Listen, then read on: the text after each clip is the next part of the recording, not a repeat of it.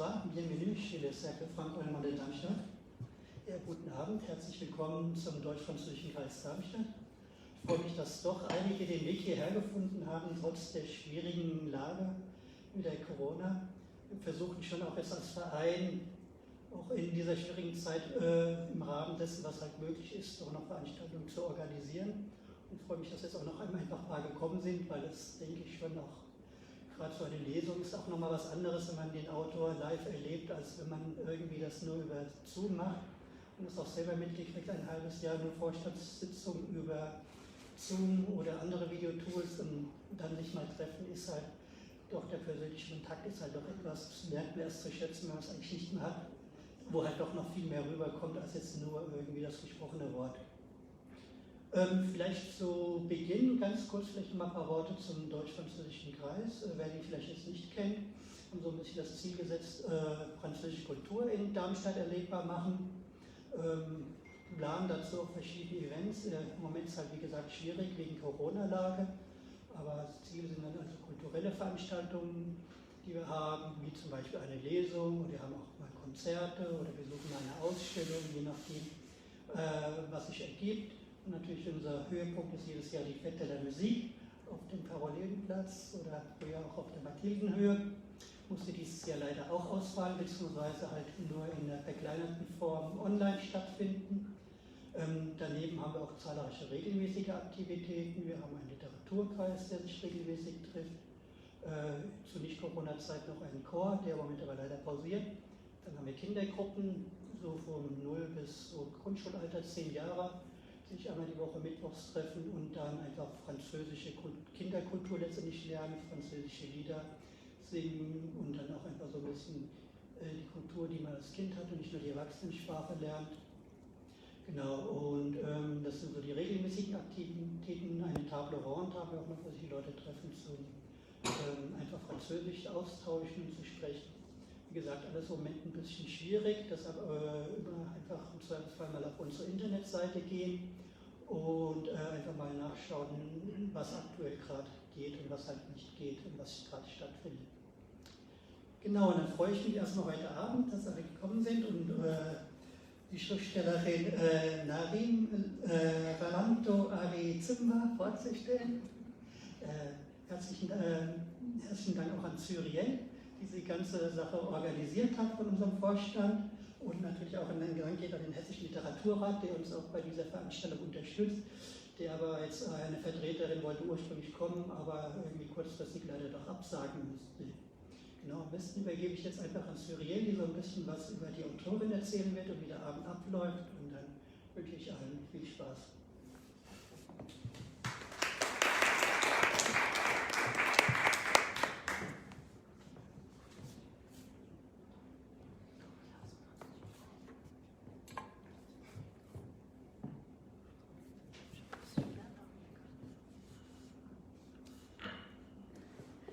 Nettoyer les micros à chaque fois qu'on se les passe. Oui, donc on est super contents. Ah pardon, d'abord une question. Est-ce que tout le monde est francophone ici, ou est-ce que il y a des personnes qui ne comprennent pas le français? Spricht jeder Französisch? Versteht jeder Französisch? Oder möchte jemand, dass wir auch übersetzen? Das können wir gerne machen, das hatten wir auch geplant im Zweifel. Nichts gegen nur Französisch? Ja? Ok, bon, bah alors on y va alors en français. Donc super, on est super content que tu aies accepté de venir ici. Merci de m'inviter. Ce soir, en plus c'est la première rencontre en présentiel qu'on refait depuis que tout a été arrêté au printemps. Donc pour ça, on est très très heureux de recommencer la saison et donc avec toi. Alors, quel auteur avons-nous devant nous ce soir? On va le savoir après. J'ai prévu quelques petites questions, donc je ne vais pas te présenter de manière exhaustive maintenant. D'ailleurs, je ne sais même pas si je pourrais le faire de manière exhaustive. Mais voilà, donc pourquoi est-ce que Nirina est là aussi d'ailleurs? C'est parce qu'elle est actuellement en résidence d'écriture à Francfort pendant 2 mois. Et si j'ai eu la chance d'avoir le contact avec elle, c'est parce que j'ai deux petites casquettes, disons. Je travaille pour la région Nouvelle-Aquitaine qui est jumelée avec le Land de Hesse. Et dans ce cadre-là, dans le cadre de ce partenariat, tous les ans, il y a des résidences d'écriture qui sont ouvertes à candidature pour des auteurs du Land de Hesse et de la région Nouvelle-Aquitaine qui peuvent candidater pour venir 2 mois.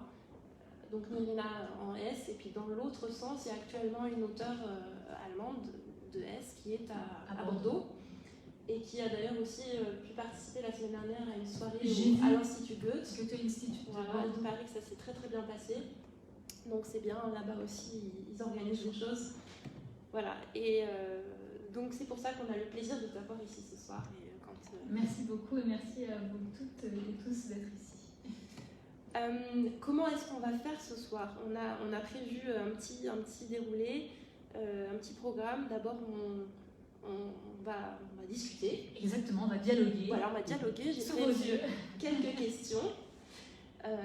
Évidemment, il y aura ensuite une petite lecture de différents textes, de ton premier roman et du projet sur lequel tu travailles actuellement aussi. Voilà. Donc là, par contre, ça nous tenait vraiment à cœur de le faire en version bilingue. Donc Nirina lira en français et Klaus a gentiment accepté de faire la voix allemande et donc de lire les textes en allemand. Et ensuite, eh bien, on aura du temps encore pour des questions, si vous en avez. C'est ce qui est prévu. Voilà. Donc, on y va. Alors, tu as un parcours très très riche. Tu as beaucoup voyagé, tu as vécu longtemps à l'étranger. Tu as une formation d'enseignante, oui. de lettres, tu as fait des études de lettres, prof de français. Et tu étais enseignante de français pendant 13 ans, c'est ça ? Oui, en gros 13 ans, ouais. Un peu plus, bon, après je compte plus trop parce qu'il y a des petits pointillés d'enseignement par-ci par-là, mais en gros oui. Et intéressant aussi en France, mais à l'étranger aussi, donc enseignante de français en France et de français langue étrangère. Le fameux professeur de FLE. À l'étranger. Et puis évidemment, en regardant ton CV, on se rend compte que tu as plein d'autres talents artistiques aussi, que tu intègres dans tous tes projets en fait. Donc une personnalité avec de multiples facettes. D'abord, j'aimerais bien commencer par le commencement. Oui. Comment la jeune Nirina, la Nirina enfant, a découvert et développé son amour pour l'art et les lettres en particulier. Est-ce qu'il y a eu un événement déclencheur ? Alors, est-ce qu'il y a eu un événement déclencheur ? À brûle pour point comme ça, je n'en vois pas. En fait, moi, j'ai l'impression d'être née artiste. Alors, sauf que quand j'étais petite, je ne connaissais pas le mot artiste. J'ai mis beaucoup d'années avant de mettre le mot artiste sur moi. On dirait, c'est peut-être ça qui résume tout.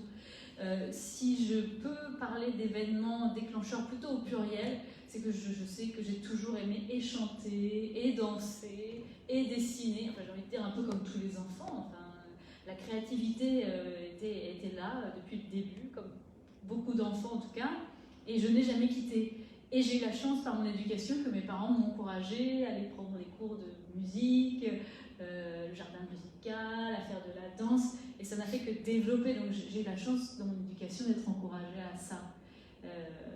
Mon premier coup de foudre artistique, parce que j'ai l'impression vraiment que c'est des amours, c'était la musique. Ma maman m'a mis au jardin musical à l'âge de 4 ans.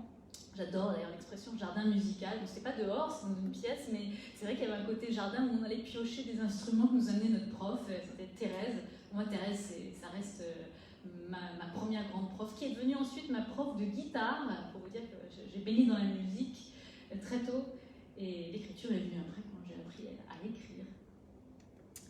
Bien. Et donc on le disait aussi à l'instant, tu as fait des études de lettres après. Tu as été enseignante. Est-ce que, malgré au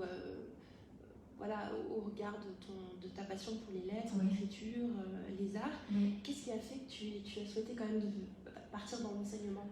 Ah, bonne question, Cyrielle, question pointue, question brûlante, j'ai envie de dire. En fait, je n'ai jamais voulu être prof. Il faut vraiment être clair et franc. Je ne sais pas quelles sont vos destinées aux uns et aux autres et vos métiers. Mais en fait, le métier de prof était le dernier métier que je voulais faire. Je m'en souviens tout à fait parce que quand j'étais en cours, Je me souviens d'une fois, j'étais à ma table, en train de prendre des notes. Je pense que le cours était sympa, était intéressant, mais je me suis dit, mais je ne veux pas être prof en fait. Peut-être que je faisais une petite saturation de mon temps de travail et de mon temps de présence à un bureau. Et je crois que j'en avais marre dans les bureaux, dans les livres. Et étonnamment, je suis devenue prof, évidemment. Il vaut mieux dire ce qu'on veut faire plutôt que ce qu'on ne veut pas faire, parce qu'on risque de le devenir. Donc en fait, je souris parce que c'est parti d'un refus d'être quelque chose, et je le suis devenue, avec l'encouragement de mes parents qui avaient bien compris qu'il y avait une artiste en moi et s'étaient dit, écoute, sois prof, parce que quand on est prof, on a quand même un petit peu de temps à côté, même si le temps à côté est fait pour préparer les cours et corriger, mais peut-être qu'il y a moyen que tu puisses allier l'art et l'enseignement. Et bon, j'ai suivi un peu aveuglément, mais finalement je suis très contente en fait. C'est ça qui est beau, c'est que je ne voulais pas être prof, bon, peut-être que parce que moi j'en avais marre d'être élève, et finalement c'est quand même le métier de prof qui m'a permis de développer mes casquettes de côté. Ouais, voilà, je suis passée de côté, je suis restée, mais voilà, j'étais debout, peut-être que c'est ça aussi, j'étais debout, j'étais plus assise à prendre des notes, j'étais en train de discuter, parler à mon tour. Donc je trouve ça assez drôle de se dire qu'on ne veut pas faire quelque chose et on le fait finalement, en fait, tout finit bien. Et finalement, tu l'as quitté, après l'enseignement, on y reviendra après, mais oui. donc c'est un rapport assez intéressant quand même. Mais il y a peut-être la transmission qui est derrière qui t'a aussi... Ouais, je me suis, tu sais, pendant de nombreuses années, les dernières années, je me suis dit, mais pourquoi j'ai été prof? Quel est le lien? Oui, ça m'a laissé du temps pour créer, et comme tu l'as dit justement, il y a cette transmission qui est là, et dans toutes mes activités artistiques, que ce soit l'écriture, la musique ou jouer, cette transmission, elle m'habite entièrement. Et j'ai l'impression que pendant les 13 années où j'étais prof à temps plein, où je faisais toujours mes activités, théâtre, musique, écriture, en fait j'étais en répétition, en train d'apprendre le métier de transmetteuse. Et en 2013, j'ai arrêté de travailler en tant qu'enseignante à temps plein pour me mettre dans la transmission via l'art. Donc j'ai changé de métier, oui et non. En fait, j'ai changé de médium. C'est-à-dire, j'utilise plus la grammaire pour transmettre, j'utilise un livre, j'utilise la caméra. Mais finalement, je me rends compte que c'est la même chose. Donc, il y a merci. toujours un fil rouge conducteur qui reste en fait. Cette transmission, cette envie d'ouvrir les esprits, et puis ouvrir les esprits et les cœurs. Parce que c'est pas, ce qui m'intéresse, c'est pas que l'intellect, c'est aussi l'émotion. Et donc, tu as été enseignante, tu as voyagé. Oui. Tu as voyagé en étant enseignante. Voilà. Tu as enseigné en voyageant. Exactement, oui, c'est ça. Tu es partie, je crois, vivre 3 ans en Californie, 3 ans à Abu Dhabi aussi, où tu as enseigné. Oui, tout à fait. Alors, pourquoi avoir fait le choix de partir enseigner à l'étranger? Et pourquoi avoir choisi ces pays-là aussi? Ouais. Alors, qui sont, j'imagine, quand même très différents. Très différents. Les États-Unis, les Émirats arabes. Oui, un grand écart sur la planète. Pourquoi avoir voulu partir? Plein de raisons. Première raison là, qui me vient, et à l'époque c'était ça, c'est que j'avais honte de ne pas parler anglais. J'ai appris l'allemand, première langue à l'école, en sixième, c'était ma première langue. Es war meine erste Sprache.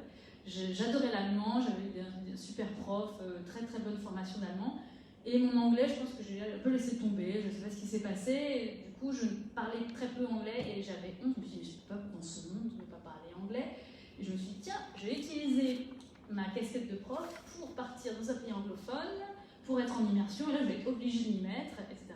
Donc, il y avait cette envie d'apprendre une autre langue. Il y avait cette curiosité naturelle que j'ai, comme on a beaucoup parmi nous sur la planète Terre, cette curiosité de l'ailleurs en ce siècle 20e, 21e siècle, on peut plus facilement bouger. Et donc je me suis dit, c'est l'occasion d'aller vivre grâce à un métier qui me permettait de m'implanter, de m'insérer, de m'ancrer quelque part. Et je n'ai pas choisi les États-Unis. En fait, quand j'ai postulé en tant que prof, fonctionnaire de l'éducation nationale, j'ai postulé dans les établissements que vous connaissez, l'établissement français à l'étranger.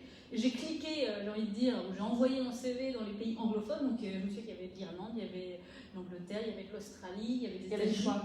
Bah oui, il y avait le choix, je me suis dit anglais. Et j'ai attendu que la canne à pêche que ça prenne. Exactement. Et les États-Unis. D'ailleurs, en fait, à l'origine, c'était l'Australie qui m'avait demandé. Et finalement, je ne sais pas pourquoi, je ne l'ai pas bien senti. Et après, il y a la Californie qui a répondu. Et pour vous dire, on a beau être prof, mais on peut être ignare dans d'autres disciplines. Quand j'ai vu école de San Diego, j'ai dit, je ne vais pas aller au Mexique. Donc je vais peut-être retourner à l'école pour apprendre la géographie. San Diego n'est pas Mexique. C'était le Mexique jusqu'en 1848, ruée vers l'or. Et d'ailleurs, ça, c'est le sujet justement de mon livre. Donc, je me suis un peu rattrapée en géographie, en histoire. Et donc, c'est pour ça que je suis allée à San Diego. Donc, c'est un peu par le hasard et par mes petits clics et mes petits choix de départ. Les Émirats, pareil, c'est un peu le hasard. C'est pas le hasard. On ne m'appelle pas nulle part. Hein. C'est-à-dire que je postule dans des endroits. Et puis, ça répond. Et j'imagine que parmi vous, s'il y a des Françaises ici qui sont ici, il y a peut-être aussi des je crois qu'il y a quelques expatriés ici. Il y a des parcours sans doute qui doivent résonner chez vous. On postule et on voit parfois. Et là, les Émirats ont répondu parmi plein de postes auxquels j'avais postulé. Et quand j'ai vu ça, j'avoue que ça m'a... Ah mince, c'est vrai que j'avais postulé pour ça, je ne me souvenais plus. et j'y suis allée, c'était une grande découverte. Donc merci à mon métier de m'avoir permis de découvrir les cultures. Donc, et puis tu as, voilà, c'était des surprises, mais en fait, tu as des bonnes surprises parce que toujours de toute façon, voilà, quel qu'aurait été le pays ou l'endroit tiré, oui, je le prenais comme un cadeau. Des choses incroyables. Voilà, c'est le hasard, entre guillemets, qui m'accepte, qui m'envoie, et je pars là-bas. Et... Après, on en reparlera aussi, mais Francfort, en fait, c'était un peu la même chose, je crois. Exact, finalement, oui. Parce que j'ai postulé, on va en parler, j'ai postulé à plusieurs bourses, ouais. Celle-ci a répondu. C'est toujours la même chose. C'est fou, hein? C'est un appel. Exactement, c'est le mot. Je le sens vraiment comme un appel. Si je suis appelée, ça veut dire qu'on veut bien de moi. Si je ne suis pas appelée, ça veut dire que je ne veux pas, donc j'y vais pas non plus. En tout cas, c'est le mode de fonctionnement. Après, on peut très bien aller là où on ne vous appelle pas. C'est intéressant aussi. Je n'ai pas encore osé faire ça. Mais bon. En tout cas, c'est ça qui donne lieu à des œuvres ensuite. Parce que on est dans des belles conditions pour créer quand on est appelé. Il y a quelque chose que j'aurais dû dire dès le départ, je crois, et que je n'ai pas dit en fait en te présentant, évidemment, mais c'était dans les invitations, donc personne ne l'ignore, je pense. Tu es quand même franco-malgache. C'est voilà, ton identité, aussi une singularité qu'on retrouve dans, je pense, beaucoup de tes travaux. Tu as beaucoup voyagé. Tu as vécu à plusieurs endroits. Est-ce que tu es allée aussi vivre à Madagascar? Ou est-ce que tu as vécu? Est-ce que tu es née en France, hein, je crois? Mais tu sais, Cyril, moi j'aime bien que tu aies commencé par parler de choses générales parce que oui, je suis franco-malgache, mais j'aime bien dire que je me sens du monde et j'essaie de faire ma place un peu partout. Donc j'aime bien cet ordre de présentation personnellement. Et donc pour en revenir un peu à ma génétique, puisque c'est ça en fait, enfin ma génétique proche, parce que j'ai sans doute d'autres gènes que les gènes venant de France et venant de Madagascar.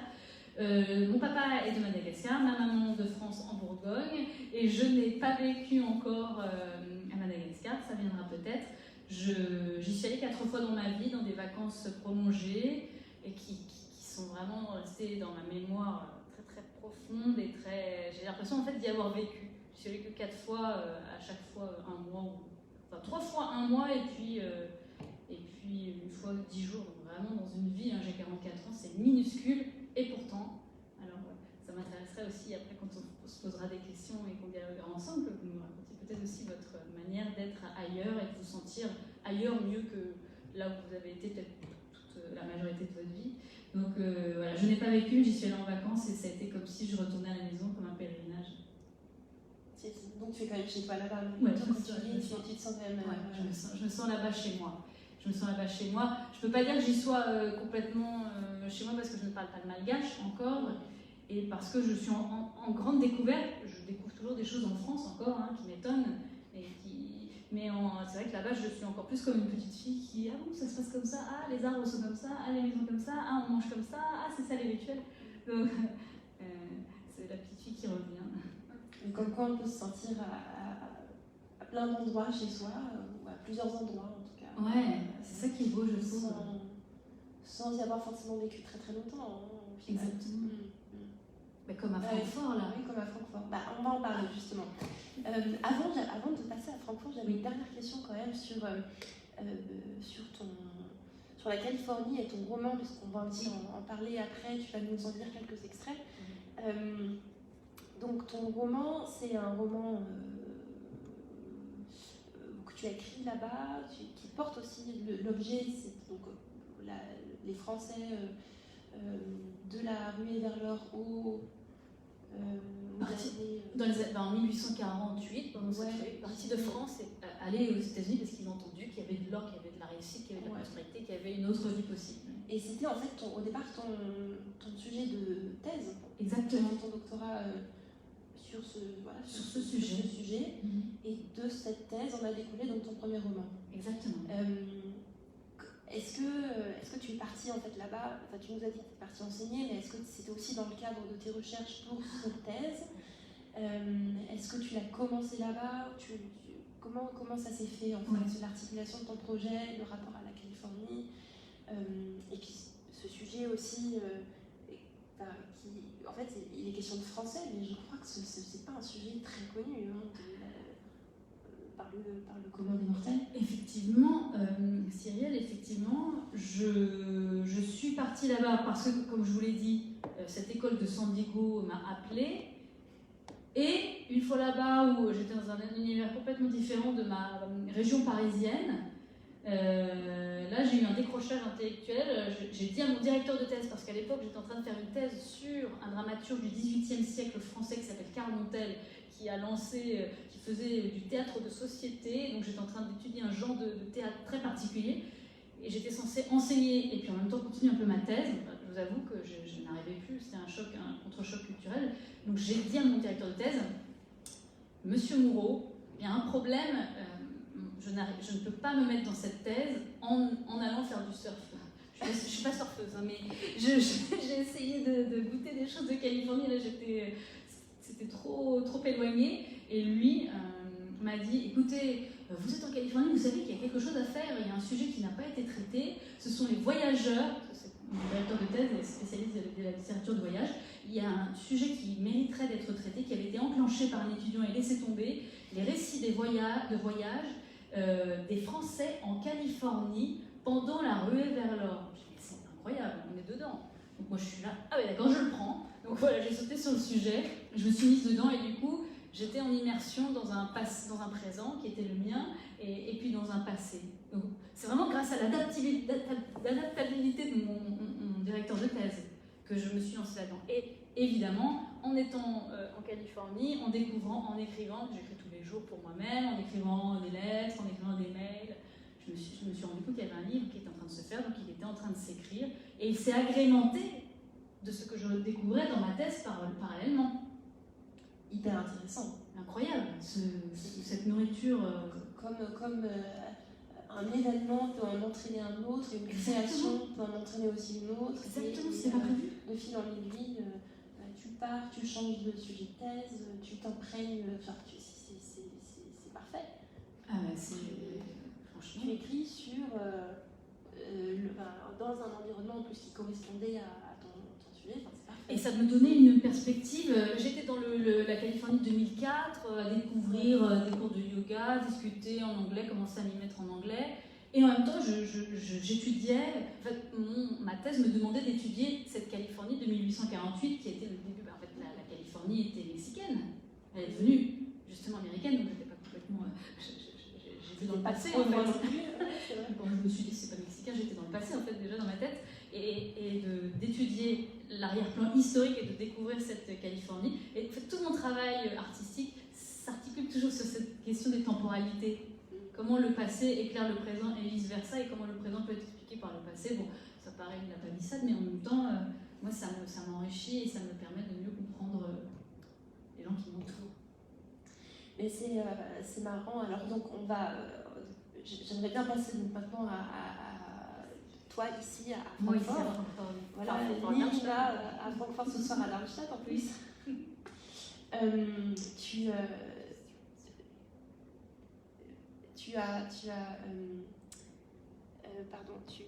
Donc tu travailles aujourd'hui sur un projet, je crois, qui est franco-malgache d'ailleurs, qui porte vraiment sur ses racines.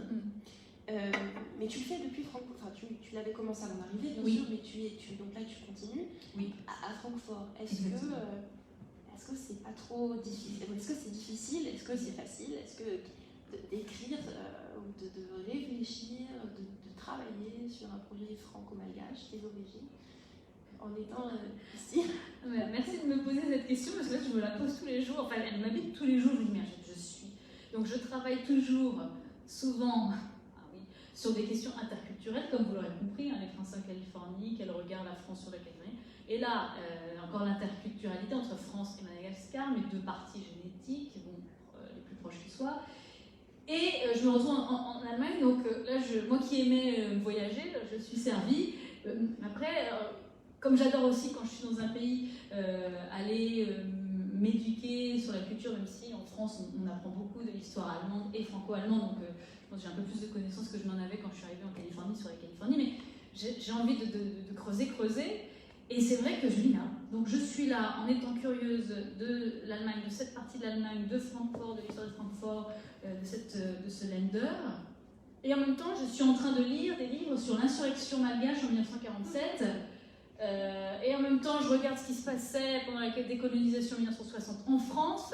Et en même temps, j'aimerais bien savoir ce qui se passait sur la colonisation en Allemagne, parce que du coup, il y a peut-être un lien, qu'est-ce qui se passe? Donc oui, je me balade d'un pays à l'autre, et d'une culture à l'autre. Et non, ce n'est pas dur en fait. C'est très agréable parce qu'un pays me permet de faire reflet sur un autre pays et de comparer. On ne pourra jamais confronter les histoires comme si c'était de la symétrie, mais de les faire se questionner l'un l'autre. Donc évidemment, l'histoire franco-allemande, moi à l'école, on a beaucoup réfléchi dessus, j'ai beaucoup étudié. Pour la petite histoire et la grande, mon grand-père français était maire de sa commune et a initié le jumelage franco-allemand, donc ça me touche beaucoup, entre son village et un village qui s'appelle Raunen. Donc moi j'ai toujours entendu parler du jumelage et j'en ai bénéficié grâce à, quand j'étais au collège, on a fait un échange, enfin voilà, pour moi l'histoire franco-allemande c'est quelque chose que j'ai vécu, que j'ai entendu. Et ça m'aide pour mon livre, parce que je parle de l'histoire franco-malgache qui n'a rien à voir. France et Allemagne, c'est pas de la colonisation, mais il y a quand même cette question de l'amitié ou de l'ennemi. Le rapport, les relations. Ah oui, qu'est-ce qu'on fait? La réconciliation, elle a lieu comment? Donc en fait, je vois tout à fait. C'est très intéressant pour moi de réfléchir à la réconciliation et de comparer. Quelle réconciliation? Parce que mon livre, en fait, c'est un livre qui souhaite la réconciliation entre la France et Madagascar. Alors, c'est pas la guerre, entre France et Madagascar, mais c'est un peu la guerre à l'intérieur de moi. Même si je souris, c'est la guerre entre ce pays colonisé, ce pays colonisateur. Et c'est ni noir ni blanc, il n'y a pas les méchants et les gentils, mais justement j'essaie de voir comment la complexité de cette histoire peut s'apaiser. Voilà. Waouh.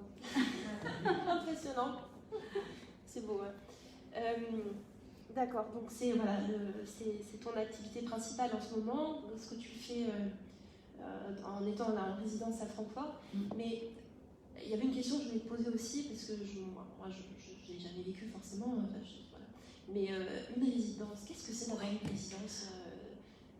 Comment ça se passe? Combien de temps ça dure? Est-ce que tu peux nous en dire un tout petit peu plus? C'est vraiment intéressant. À quoi ça sert aussi? Pourquoi ça existe, la résidence d'écriture? Mais il y en a d'autres aussi, pour d'autres artistes. Exactement, oui. Écoute Cyril, moi déjà je me sens bénie, je te remercie de m'accueillir, Et non, mais je remercie l'Allemagne de m'accueillir, je remercie la Nouvelle-Aquitaine, ma région de résidence, de faire le pont. Enfin, on est dans le même sujet, c'est incroyable à quel point je veux parler d'un sujet et je suis moi-même en train de vivre ce sujet. C'est-à-dire le pont entre les cultures qui permettent à des personnes de s'exprimer. En l'occurrence, là, c'est moi. Ce temps de résidence, qu'est-ce que c'est? On vient résider à un endroit, pas forcément à l'étranger, moi il se trouve que c'est à l'étranger, j'aurais pu faire une résidence en Bourgogne. Il y a des résidences partout, des résidences d'artistes, c'est des moments. On donne un espace-temps et des moyens, et parfois une bourse. Il y a des résidences qui n'ont pas toujours une bourse d'ailleurs.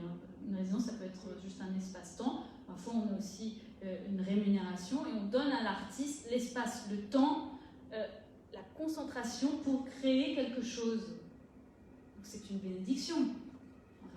Tu es extraite de ton quotidien, tu vis à Bordeaux normalement. Voilà. Donc là, tu es loin de chez toi. Exactement, on est extrait. J'imagine tout ce qu'on a à faire au quotidien. Exactement.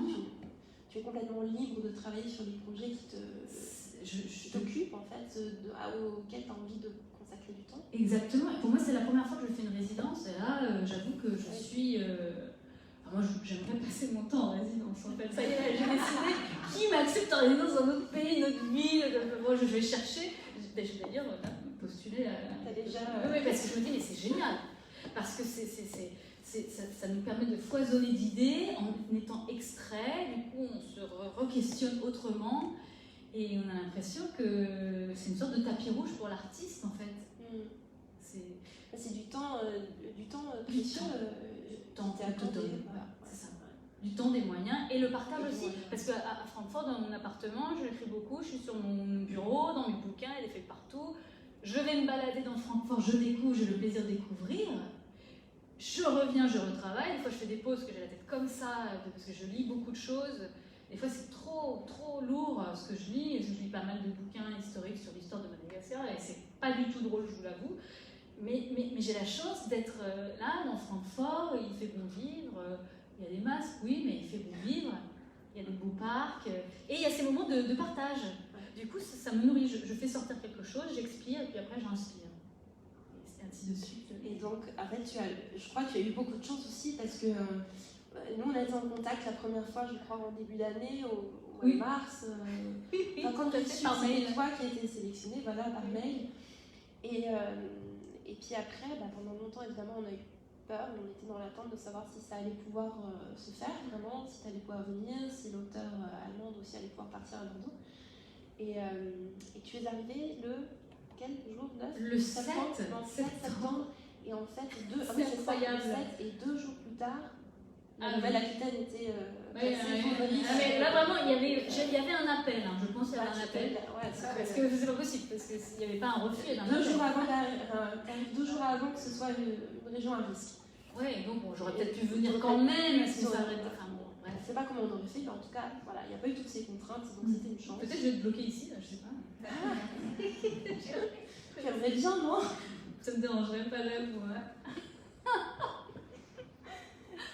non, attention, je retire ce que j'ai dit. Attention. Non, voilà, je m'en vais le 2 novembre. Qui sait, on verra. Tout est possible à partir de là. On a compris que tout était possible. Voilà, en ce moment, oui, voilà, on vit au jour le jour, quoi. On a appris.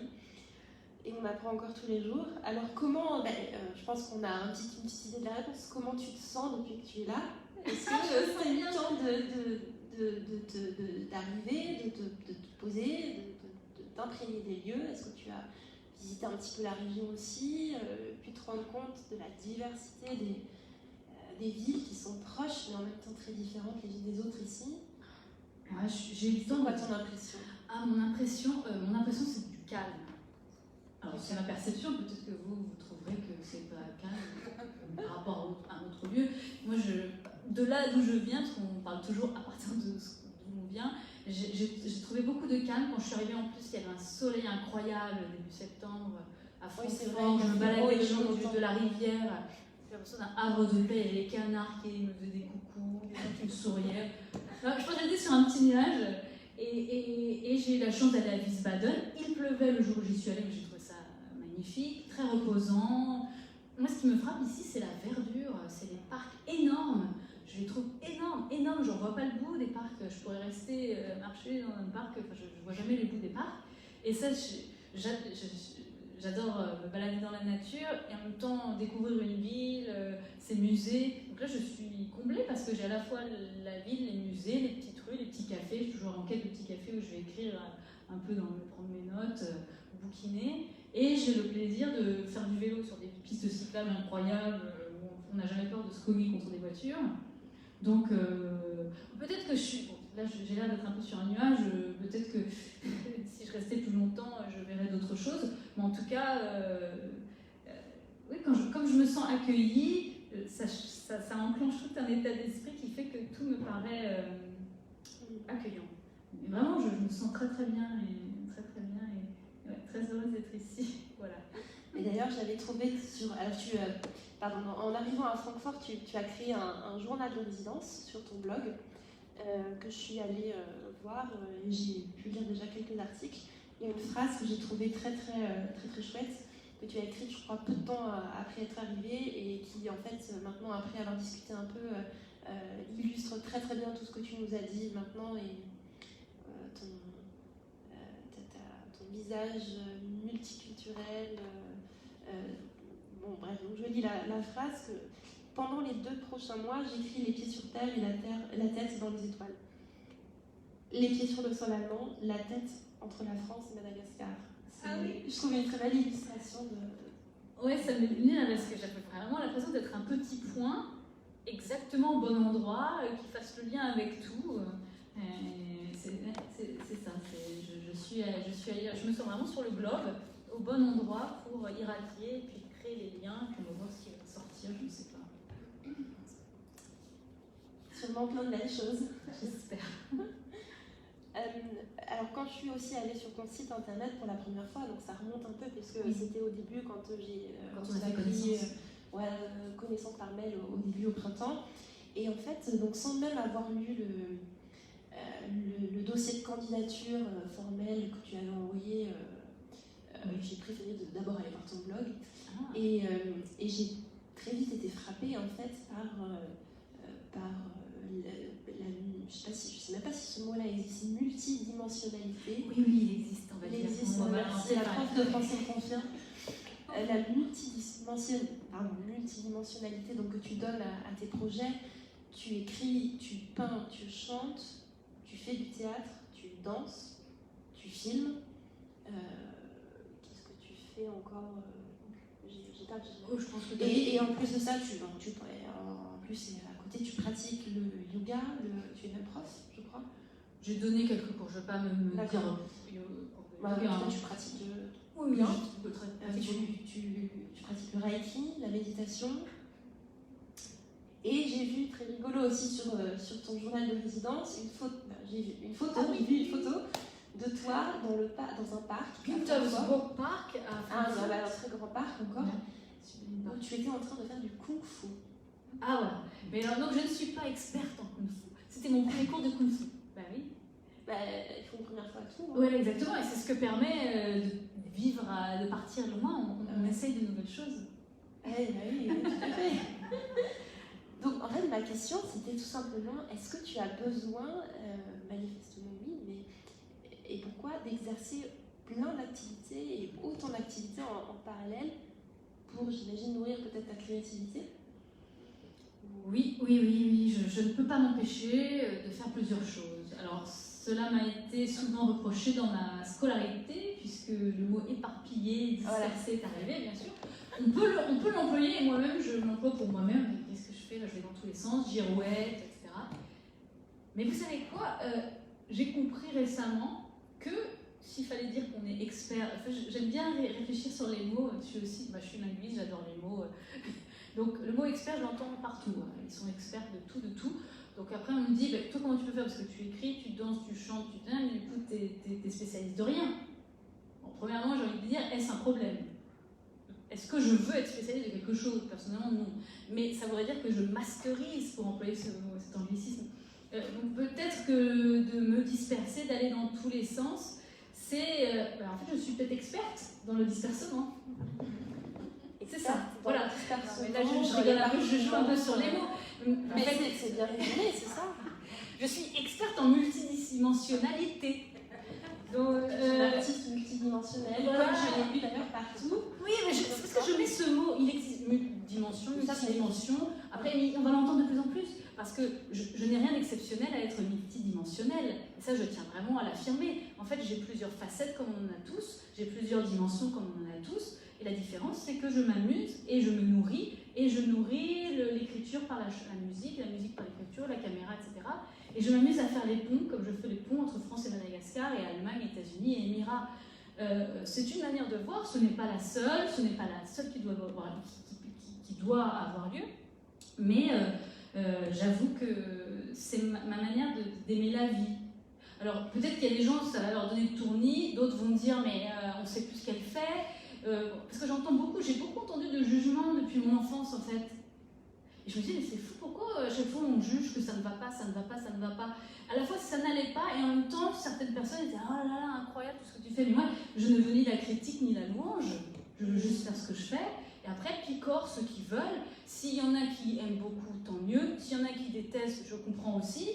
Mais j'ai envie d'affirmer cette liberté d'être dans la multidimension. Et si on veut être dans l'unidimension, très bien, parce que moi en fait j'apprends beaucoup de choses de gens qui sont dans l'unidimension.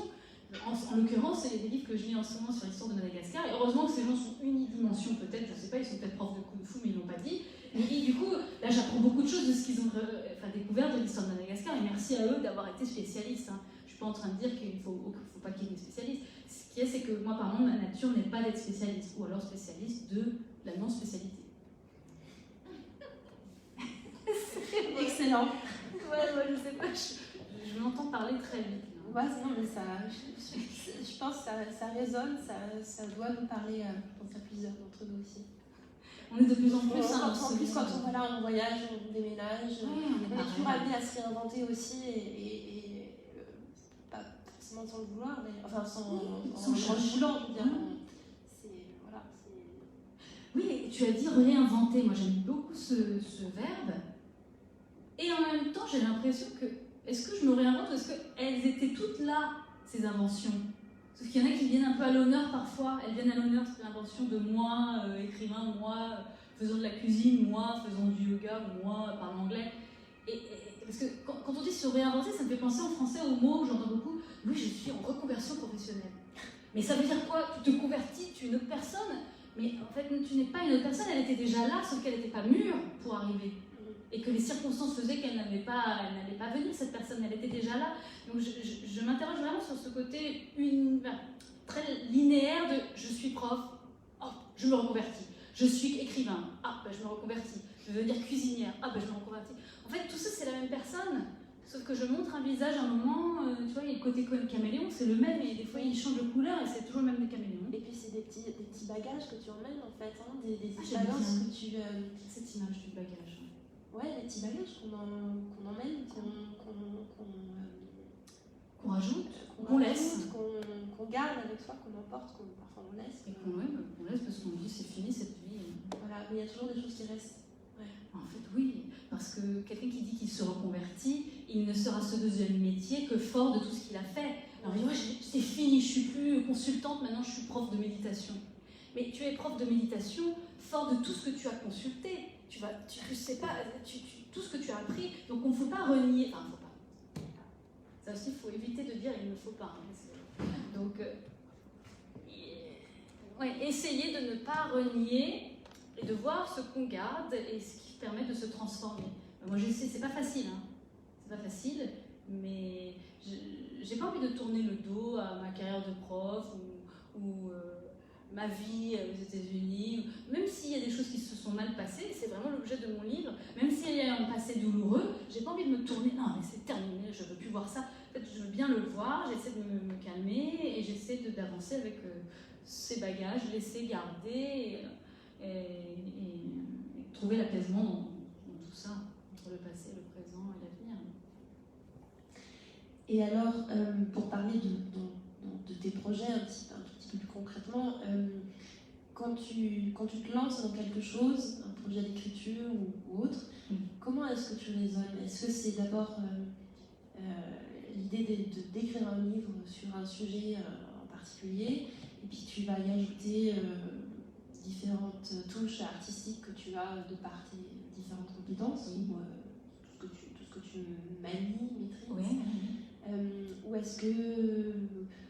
comment ça se passe en fait dans ta tête? Parce que je te sens très... comme tu disais, très éparpillée dans tout ce que tu fais. Mais comment est-ce que tu fais pour ajouter l'une ou l'autre activité, touche artistique en fait, sur ce que tu fais? Écoute, j'ai l'impression qu'il n'y a pas de raisonnement chez moi. Ça vient comme... le mot appel revient là. J'ai l'impression que c'est comme un appel. C'est-à-dire, j'ai envie de parler de ça et j'ai envie d'en parler en écrivant. Ce livre sur France et Madagascar, j'ai envie d'en parler en écrivant. Enfin, c'est comme... c'est un réflexe en fait. C'est une évidence. C'est une évidence, exactement. C'est une évidence. Ça me vient, ça va être là avec le stylo. Parfois, j'ai envie de créer un dialogue avec des métis. J'ai commencé à faire un dialogue avec des métis. Évidemment, c'est avec la caméra. Mais j'ai envie de vous dire, c'est avec la caméra, mais après, il y a un déploiement autre. Là, j'ai commencé à faire des dialogues avec des métis. Donc moi, je suis métisse, je parle avec un métis. Qu'est-ce que c'est pour toi de métisse? Points communs, différences. On a commencé à se filmer. Mais je sais aussi que j'ai envie de le déployer en livre après. Donc ça partira après. Tout ça pour te dire, je suis très intuitive. Moi, ma formation là, de prof, faire une thèse, c'était super, c'était très cadré, très carré. Et en même temps, j'avais besoin de faire exploser le truc et de m'éparpiller, justement. De liberté aussi, j'imagine. Exactement. Mais je ne vais pas renier la synthèse et la structure, puisque si je peux m'éparpiller et partir en intuition, c'est peut-être parce que j'ai aussi un cadre qui est là, l'air de rien, hein, etc. Donc, pour répondre à ta question, il y a des formes qui s'offrent à moi, qui s'imposent à moi comme des évidences. Tiens, ça va être un film, ça va être un livre, ça va être un dessin. Ça, c'est le point de départ. Et puis, généralement, il se déploie et ah, tiens, en fait, ça, on va faire le même thème, mais on va le mettre en film, parce que c'était le livre. Ça, on va le mettre. Ah, ben, tiens, on a commencé en film, on va le mettre en livre. Donc, à chaque fois, il y a les médiums d'après qui arrivent, qui se rajoutent, qui arrivent, et ça fait un arbre. Moi, je pense vraiment en arborescence. C'est mon cerveau, il pense vraiment en arborescence, toujours. Donc, je fais un film, et il y a le livre qui va répondre, et ça va être transmédia. Et j'ai des œuvres là qui sont en attente de publication, qui ont à la fois des images, des vidéos, de l'audio. C'est pour ça que je me suis amusée dans ce journal de résidence sur mon blog à mettre à la fois des voix, j'ai vu que tu avais des vidéos, plein de choses, des photos, des vidéos de toi en train de danser, en train d'exprimer une émotion sur ce que tu vis. Exactement, c'est ça. C'est ça. Donc je ne sais pas si c'est très clair ce que je viens d'expliquer sur le processus créatif, mais c'est intuitif, improvisation, et il y a quand même une structure qui est là, parce que je pense que j'ai une structure qui est de mon passé. Je ne me reconvertis pas en improvisatrice, c'est que j'ai ma structure et j'utilise l'improvisation et j'essaie de mélanger les deux. C'est comme vous, si vous faites une recette de cuisine, vous avez la recette, ou alors vous la suivez à la lettre, ou alors des fois vous rajoutez, tiens, de toute façon j'ai pas assez de farine, donc j'en mets moins, et tiens, je vais peut-être rajouter du cumin, mais parfois on suit à la lettre la recette. Et on peut la suivre à la lettre un jour, la suivre à la lettre un autre jour, et ce sera peut-être pas le même gâteau ou le même plat. Hein. Il y a plein d'inattendus. C'est vrai, il faut se donner la liberté de... Enfin, il faut, mais... Ça fait du bien de donner la liberté. On peut se la donner. En fait, avec cette liberté de faire une recette un peu différente, c'est comme ça qu'on invente. Hein. C'est comme ça qu'on invente un nouveau plat. Bien sûr. Je trouve. Ah oui, je suis tout à fait d'accord, je le fais aussi. Hein. Tu fais, ça va aller, oui. Alors, il y a une chose dont je n'ai pas encore parlé, mais je trouve hyper intéressante. Donc je garde. On arrive doucement vers la fin de notre entretien. Et donc, avant de passer aux lectures, j'avais quand même trois petites dernières questions. Oui.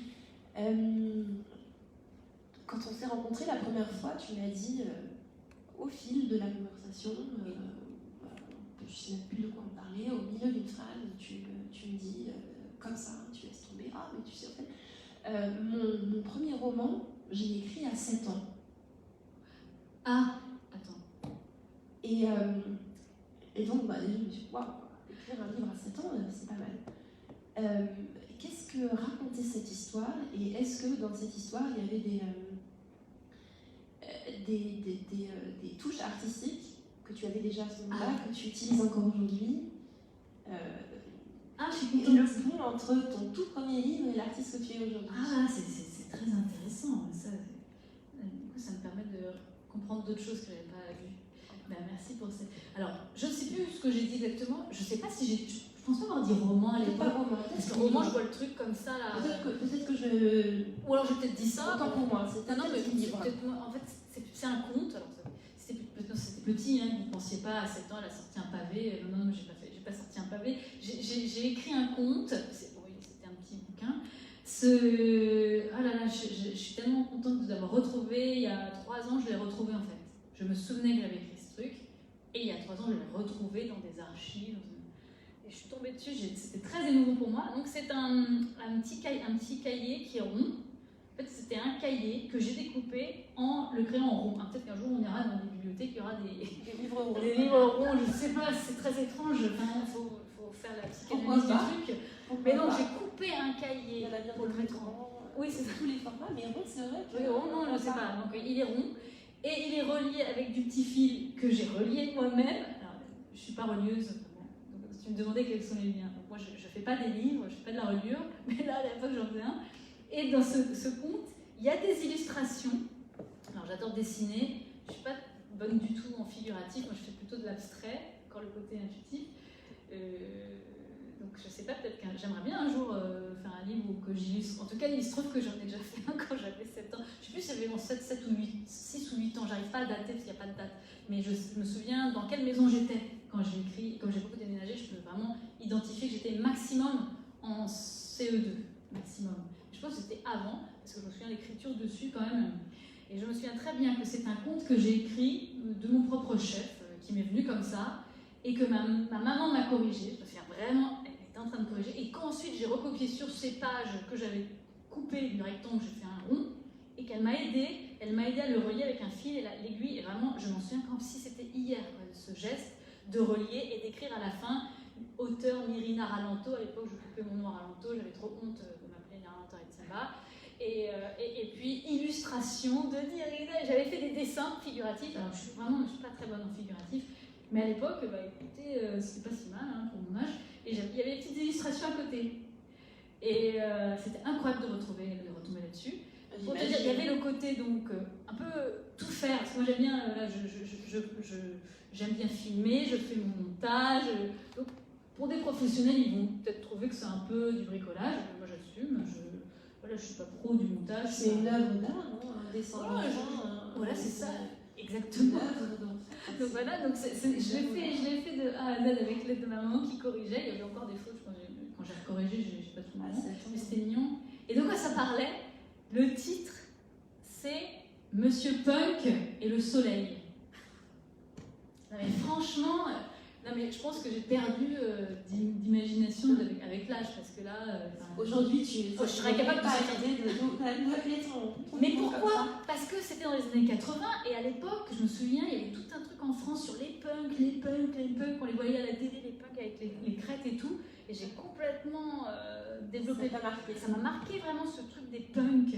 Vous voyez des punks à la télé... Et donc j'ai fait Monsieur Punk et le soleil, et là, dedans, quand on rentre dedans... donc j'ai une idée de voyage en plus aussi. Mais oui, en fait il y avait un voyage astral, mes personnages partaient de l'autre côté du cosmos, parce que je suis passionnée par l'astrologie et l'astronomie, et on le voyait déjà là. Et j'ai d'autres envies d'écriture où il y aura ces thèmes-là, que je n'ai pas encore écrit, ce sera après Madagascar. Mais c'est après, j'aimerais bien un jour dans l'espace. Ah non mais oui, vraiment, c'est un de mes projets d'écrire là-dessus. Donc c'était déjà là, c'est fou. En fait, c'est fou de retrouver les œuvres qu'on a pu faire quand on était petit, parce qu'on voit que tout était déjà là. C'est pour ça que quand on dit reconversion, non, c'est pas reconversion. C'est juste qu'il faut arriver à être mûr pour naître autrement. Donc moi j'ai vu dans ce livre, il y a le punk. Donc le punk, c'est celui qui peut faire peur, qui a une coiffure un peu particulière, il est un peu différent. Qu'est-il hein? Et puis il y avait les planètes, la cosmogonie, il y avait l'étranger, partir ailleurs, il y avait déjà l'étranger, il y avait déjà le dessin, le côté transmédia que je développe, je dessinais, j'écrivais, tout était là. Hein. Il y avait déjà tout en fait. Mais il y avait déjà tout. L'ingrédient de base était là. Oui, le côté touche à tout, c'était déjà, c'est fou. Donc on fait que développer. Tu aies plutôt développé tout ça. Quoi. Ouais, j'ai beaucoup de chance. La vie m'a donné le temps et les moyens. Ok, donc alors une dernière question, mais qui va nous amener justement à la partie suivante, qui sera la lecture de tes textes. Donc, on a parlé un peu de ton roman, de ton premier roman tout à l'heure sur la Californie. Je ne vais pas en dire plus maintenant, puisque vous allez lire quelques extraits tout de suite. Juste quelques mots quand même sur le projet sur lequel tu travailles maintenant, oui, donc franco-malgache. En quoi ça consiste? Je crois que c'est un projet épistolaire. Oui, c'est ça. Et en même temps, c'est une... Alors, tu l'as pour l'instant, son titre provisoire, c'est Fille de colonisés. Oui. Est-ce que c'est une autobiographie? Et voilà, est-ce que tu peux nous en dire un tout petit peu plus sur ce projet avant qu'on rentre dans le vif du sujet de la lecture? Très bien. Alors, juste petite parenthèse, ça c'est le premier livre qui s'appelle « Nous sommes les ancêtres de ceux qui ne sont pas encore nés ». C'est vrai qu'on n'avait pas dit le titre. D'ailleurs, il y a des petites cartes de visite où vous avez la couverture dessus. Je suis très contente de cette couverture, c'est ma soeur qui l'a faite. Ta soeur? Oui, elle est graphiste, elle est artiste, elle a fait cette couverture, elle me connaît par cœur. C'est dans la famille alors? Oui, c'est dans la famille. Vous êtes tous artistes? Oui, les enfants, oui. Les parents sont scientifiques, ils ont fait des articles contrebalancés, je pense. Non, mais on a tous besoin d'art et on a tous besoin de science, et nous on fait le mariage en fait dans notre famille.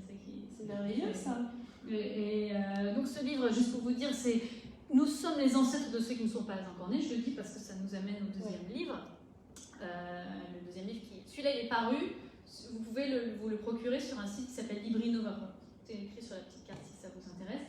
Le deuxième livre sur lequel je travaille ici pourrait avoir le même titre en fait. Mais je ne vais pas lui donner le même titre. Parce que nous sommes les ancêtres de ceux qui ne sont pas encore nés. Bon, ben, moi, dans mon nouveau livre, je parle de mes ancêtres. Et moi, je suis déjà née. Hein. Bon, après, moi, j'ai pas d'enfants, mais j'ai des nièces. On verra. En tout cas, il y a des enfants dans notre lignée. Et ce livre est effectivement un récit, une correspondance épistolaire. Ce sont des lettres que j'écris à mon grand-père, qui est mort depuis 1992 en gros. Et c'est bien toi l'auteur des lettres. C'est moi l'auteur des lettres. C'est une correspondance autobiographique parce que je vais parler de moi en tant que fille de colonisée pour me rapporter à l'histoire de la colonisation. Donc c'est un texte personnel mais qui s'inscrit dans une histoire. Peut-être qu'il y a un peu de fiction dedans parce que je vais faire un peu parler mon grand-père qui est décédé, qui me parle peut-être par son esprit. Et que tu as connu. Je l'ai rencontré, oui, je l'ai rencontré, mon grand-père, mais très brièvement. Très brièvement. En fait, il n'a pas voulu nous rencontrer, juste pour vous donner un peu. Il n'a pas voulu rencontrer des Français, des métis, quoi. On n'était pas de la bonne couleur pour lui. Donc, il n'a pas trop voulu nous rencontrer. Il nous a quand même un peu rencontrés, vite fait sur la fin. Et donc, je m'adresse à lui, et il va sans doute. Pour l'instant, il n'a pas trop pris la parole. J'ai écrit, depuis que je suis là, 55 lettres que je lui adresse. Je lui parle. Je parle aux morts parce que dans la culture malgache, il y a un vrai dialogue avec les défunts. Ça fait partie de la culture, la présence des morts. En fait, ils ne sont pas morts dans la culture, ils ne sont pas morts du tout. Alors, dans nos spiritualités, nos religions occidentales, on peut aussi se reconnaître là-dedans. En tout cas, chez les Malgaches, c'est très important ce dialogue avec les morts, ce rapport aux morts. Donc je lui parle. Pour l'instant, il n'a pas trop répondu, mais des fois, il répond un peu. Enfin, en tout cas, c'est ma voix. C'est ce que j'entends, parce que bon, je ne veux faire peur à personne, mais j'entends des voix. Alors, j'entends des voix. En fait, j'entends des voix quand je crée, quand j'écris, quand je peins. En fait, j'entends. J'ai l'impression d'être un filtre, hein, c'est pareil. Donc là, pour l'instant, j'ai écrit des lettres. Il n'a pas trop répondu, ou peut-être ne lui ai-je pas encore assez donné la parole, on va voir. Donc c'est autobiographique, puisque c'est moi, puisque c'est lui, puisque c'est l'histoire que j'essaie de reconstituer. Et aussi, ça va être très documenté parce qu'il y a des lettres de lui, mais qu'il n'a pas écrites à moi. Il y a des lettres de lui datant de 1947, 48, 50, 70, lorsqu'il s'adressait à l'administration française pour demander réparation. Oula. Mais comme tu dis, oula, parce qu'il y a eu beaucoup de massacres à Madagascar en 1947 et mon grand-père a passé une grosse partie de sa vie à écrire à l'administration française, au ministre des colonies pour demander réparation. Quand est-ce que Madagascar est redevenu autonome En 1960. Alors pour vous dire, juste pour vous donner, le 26 juin 1960, indépendance de Madagascar, ce n'est pas une fiction. Le 26 juin est l'anniversaire de ma maman. Elle n'est pas née en 60, mais elle est née le jour de la réponse de Madagascar, enfin le 26 juin, elle s'est mariée avec un malgache. Oui, parce qu'elle est française. Elle est française, oui. Et elle s'est mariée avec un malgache, et son anniversaire c'est le 26 juin. Je lui ai dit, mais maman, as-tu compris ce qui se passe là? J'espère que. Je pense qu'elle comprend d'un sens. J'aimerais bien que parfois on comprenne encore plus le symbole, mais c'est pas facile, parce que voilà, comme vous l'aurez peut-être compris, il y a un passé trouble entre la France et Madagascar. Il y a eu beaucoup d'histoires de racisme entre les deux, des deux côtés. Hein. Donc c'est ça que j'essaie un peu de débroussailler, rééquilibrer. Voilà. Et ben on a hâte. Moi j'ai hâte en tout cas de lire ton premier livre, parce que j'ai pas eu le temps encore de le lire, mais je le ferai. Et puis dès que le prochain sera sorti aussi. Voilà. Bon, super. Donc maintenant on va lire, on va nous écouter avoir le plaisir d'écouter quelques de tes textes lus oralement, toi en français, Moi en français, et Klaus va nous prêter sa voix. C'est vraiment une première. Est-ce que tu as déjà entendu tes textes lus en allemand? Mais non, c'est une première. Ah si, je suis hyper émue. Waouh. Et j'espère qu'un jour ils seront traduits en entier en allemand. Si l'Allemagne m'appelle, elle va peut-être appeler la traduction. C'est un des objectifs aussi avec ta résidence. Oui, Tisser des liens. Bon, donc je vais nettoyer très rapidement le petit micro aussi pour le donner à Klaus.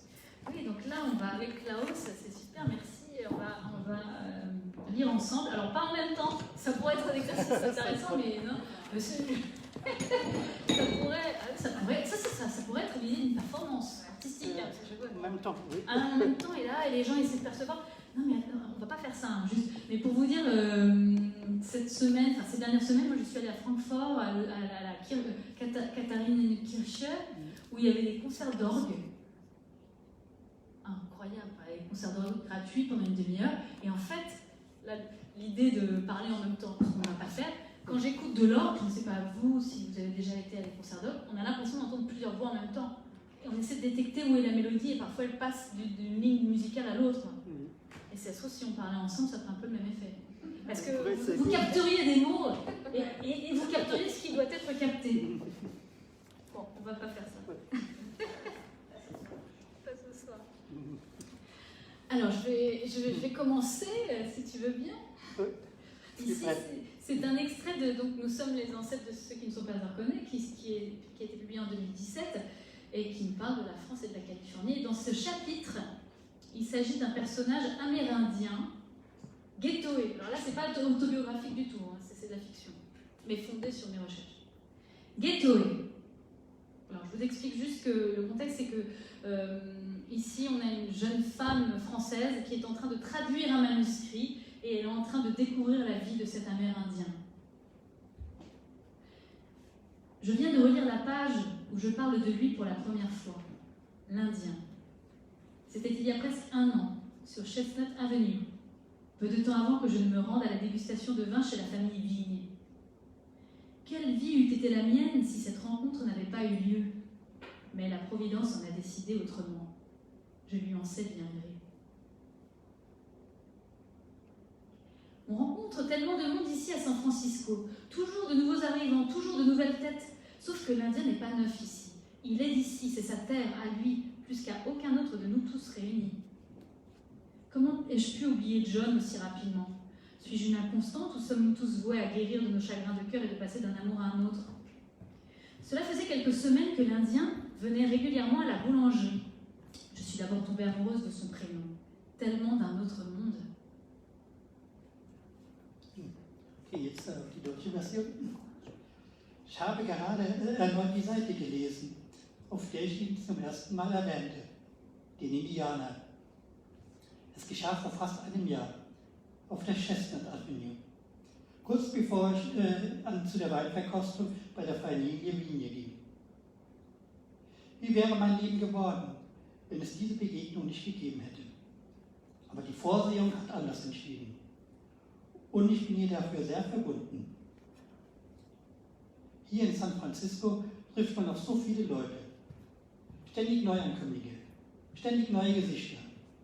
Nur, dass der Indianer hier nicht ist. Er ist von hier. Das ist sein Land. Es gehört ihm. Mehr als uns allen zusammen. Wie konnte ich John so schnell vergessen? Bin ich so wankelmütig? Oder sind wir alle dazu bestimmt, unseren Herzschmerz zu vergessen und von einer Liebe zur Nächsten überzureden? Der Indianer kam bereits seit ein paar Wochen regelmäßig in die Boulangerie. Ich habe mich zuerst in seinen Namen verliebt. Er klang nach einer ganz anderen Welt. Nous sommes en 1849, petite parenthèse. Et puis, pendant quelque temps, je ne l'ai plus vu. Mais sa silhouette surnaturelle m'obsédait. Je le revoyais marchant de dos avec sa longue natte. Je rêvais même de lui la nuit. Mais c'était un spectacle de cauchemar naïf et cliché, je l'avoue. Il apparaissait tel un Pontiac, levant sa hache de guerre avec des plumes multicolores autour de la tête et des traits de couleur blanche sur ses pommettes. Des tatouages d'animaux partout sur son corps quasi nu. Et ce Pontiac caricatural se contemplait dans une psyché où il apparaissait mystérieusement en costume de blanc, avec la mine hautaine, une cravate autour du cou, un chapeau haut de forme sur la tête, un monocle sur l'œil droit. Comment ai-je pu inventer tout cela? George Sand aurait eu honte de moi et de mon diptyque burlesque.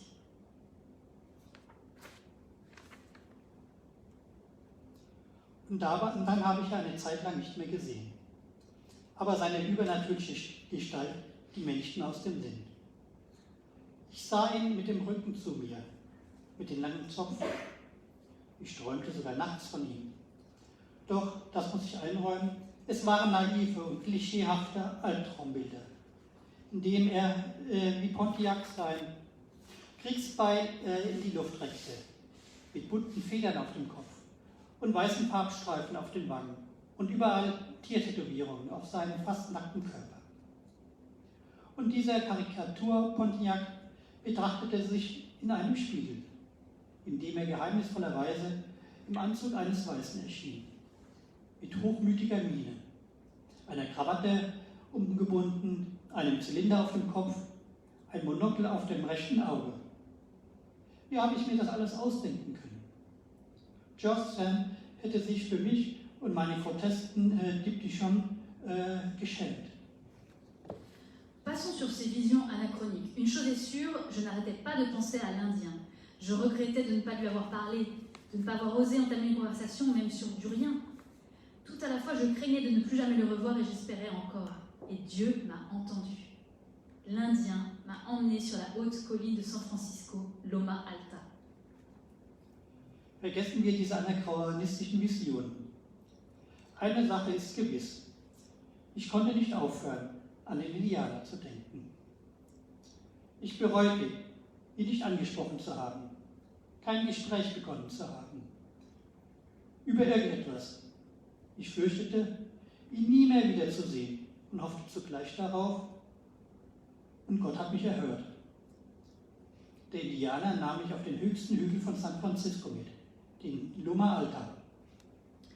Se laisser guider par un inconnu, de surcroît un Indien. Pour une femme seule comme moi, il faut avoir un certain toupet, comme dirait Madame M. Mais j'ai eu confiance. On marchait à la même cadence. On gravissait la rue qui montait, qui montait. Il ralentissait quand il sentait que je peinais un peu. Ses yeux ne mentaient pas. Ses yeux sont purs. Une pureté rare, comme je n'en ai jamais rencontré auparavant.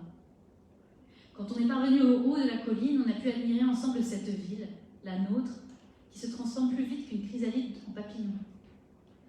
Francisco de la Puerta m'a révélé son vrai prénom, son premier prénom, son prénom Olon, Getoe. Oui, pour sa tribu, pour ses ancêtres, en langue ramaïtouche, mon Indien s'appelle Getoe. Wer sich als alleinstehende Frau, wie ich eine bin, von einem Unbekannten führen lässt, zudem ein Indianer, muss eine gewisse Frechheit besitzen, wie Madame M sagen würde. Aber ich habe das Vertrauen. Wir gingen im Gleichschritt die Straße hoch, die weiter und weiter hinaufführte. Als er merkte, dass ich ein wenig zurückfiel, wurde er langsamer. Seine Augen logen nicht. Seine Augen waren rein, von einer seltenen Reinheit, wie ich sie noch nie bei jemandem gesehen hatte. Oben auf dem Hügel angekommen, konnten wir gemeinsam die Stadt bewundern. Die unsere, die sich schneller verwandelt als eine Raupe in einen Schmetterling. Francisco de la Puerta hat mir seinen wahren Vornamen verraten. Seinen ersten Vornamen, den Olone, Getoe. Ja, bei seinem Stamm, bei seinen Vorfahren, auf Ramayakush, heißt mein Indianer Getoe. Il m'a peint Yerba Buena, la bonne herbe, qui jadis s'étendait ici à perte de vue. Il m'a dit avec ses mots à lui la nature multicolore qui prospérait sur ce qu'on n'appelait pas encore la ville de San Francisco. Et il m'a raconté une vieille légende des Muiscas de Colombie, transmise par ses ancêtres à travers les siècles. La voix de Getoe était grave et suave tout à la fois. Il pointait ses iris noirs en avant droit vers l'horizon quand il prononça ces mots. Les conquistadors découvrirent rapidement les richesses de notre vaste continent. Après la chute des Incas, fleurirent de nombreuses légendes évoquant les civilisations passées encore plus riches. La légende des Muiscas de Colombie fut l'une des plus célèbres. Il est dit qu'il préparait une cérémonie pour le futur chef qui, une fois nu, fut enduit de boue et de résine, puis couvert de poussière d'or. Ensuite, il fut emmené sur un radeau au milieu du lac Guatavita, près de Bogota. Au bord du lac sacré, tous se mirent à chanter, en lançant dans ses eaux des trésors de l'or et des émeraudes comme offrande pour les dieux. C'est ainsi que naquit la légende de l'homme recouvert d'or, El Dorado, la légende du lac rempli d'or, puis de la ville dorée de l'Empire doré. Hat für mich Yerba Buena gemalt. Das gute Kraut, das hier früher überall wuchs. Hat mir in seinen Worten die vielfältige Natur beschrieben, die auf dem gedieh, was man noch nicht die Stadt San Francisco nannte. Und dann hat er mir eine alte Legende der Muiscas aus Kolumbien erzählt, die seine Vorfahren über die Jahrhunderte hinweg überliefert hatten. Die Getues-Stimme war ernst und sanft zugleich. Er richtete seine mantelförmigen schwarzen Augen auf den Horizont, während er Folgendes erzählte. Die Conquistadores stießen bald auf die Reichtümer in unserem großen Kontinent. Nach dem Sturz der Inkas entstanden zahlreiche Legenden über vergangene Zivilisationen, die noch reicher waren. Die Legenden der Muiscas aus Kolumbien war eine der berühmtesten. Es hieß, dass sie für den zukünftigen Häuptling eine Zeremonie abhielten, der einmal nackt mit Schlamm oder Harz eingerieben und dann mit Goldstaub bedeckt wurde.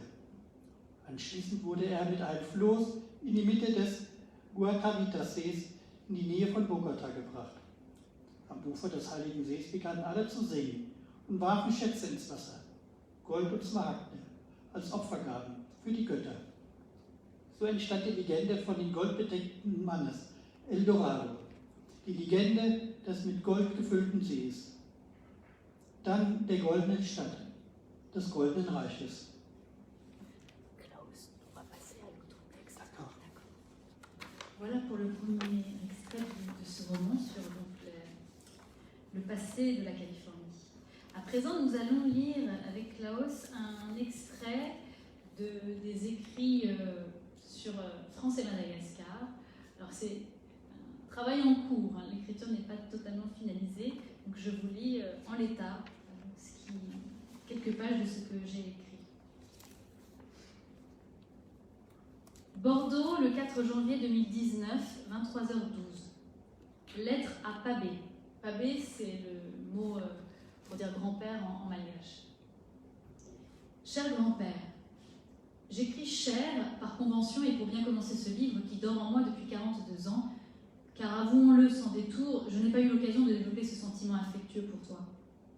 Alors j'écris cher grand-père pour conjurer le sort, car j'aurais rêvé le dire pour de vrai.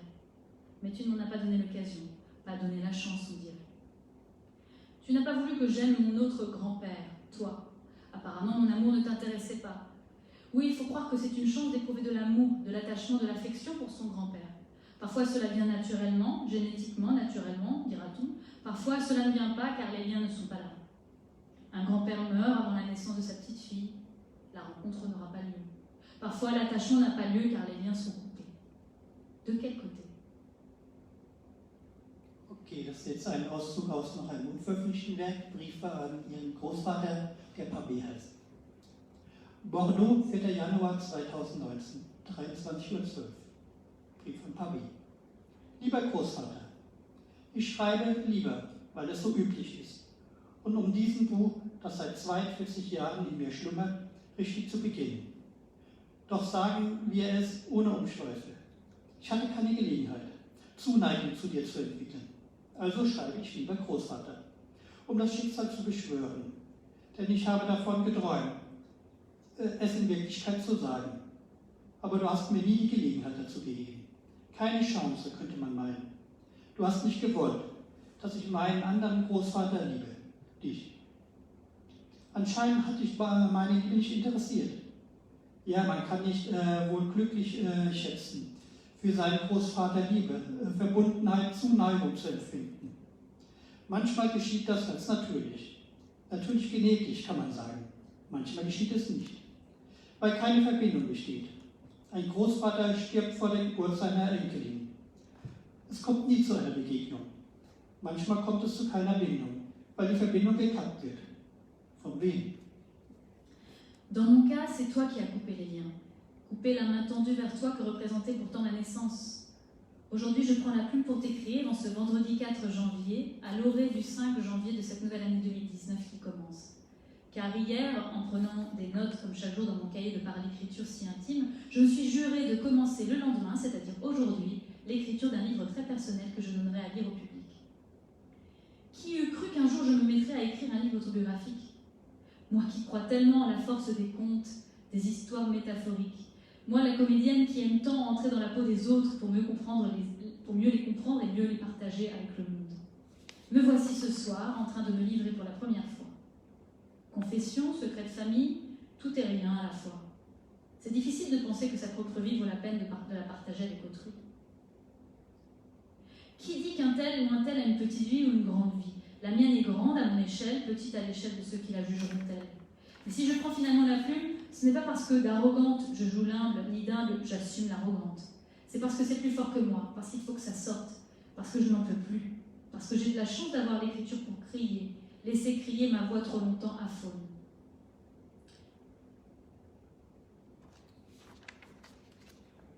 Je vois le temps qui passe, alors je fais une petite pause. D'accord. Excuse-moi, je crois que je suis allée trop loin pour toi. Oui, tu vas jusqu'à faire un paragraphe, on va continuer. Ah d'accord, attends, excusez-moi, je suis allée trop loin, je crois. Oh, mais écoute, tu peux... Je commence. Oui, vas-y. Okay, désolée.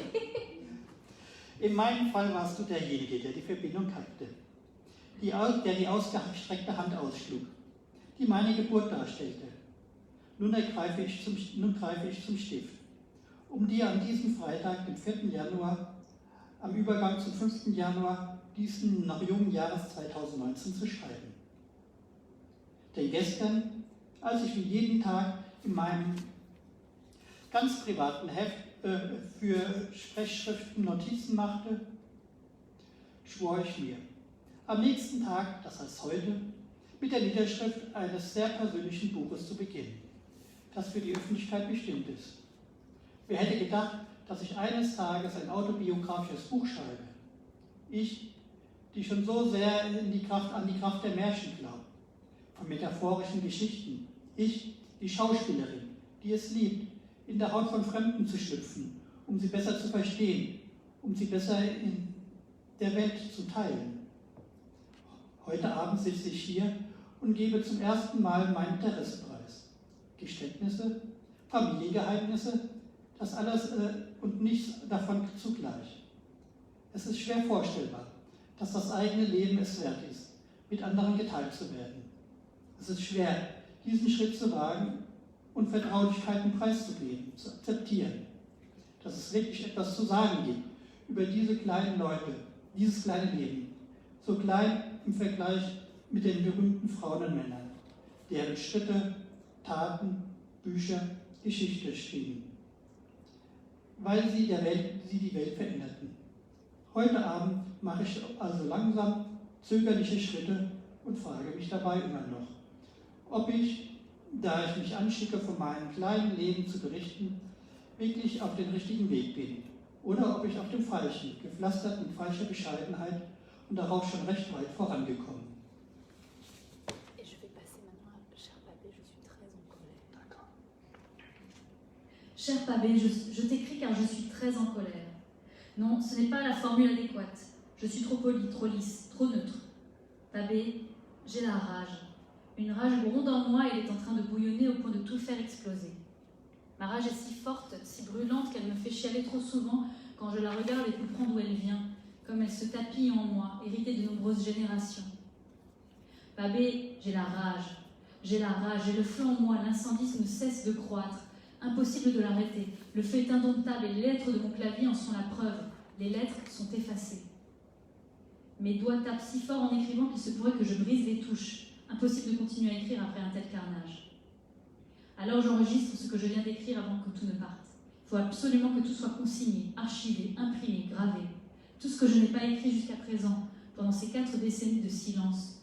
Tout ce que j'ai entendu, tout ce qui m'a donné des otites à répétition, tout ce que j'ai pu dire à voix haute au détour de conversation, mes paroles parties en fumée. Je me dois d'écrire et de poser en ce jour sans tout casser ce qui doit être dit. Voilà, c'est ça, Pabé. C'est comme une nécessité. presque une obligation. Je dois écrire pour me libérer une bonne fois pour toutes. Alors qui de mieux que toi comme interlocuteur? Toi qui n'as jamais voulu être mon interlocuteur.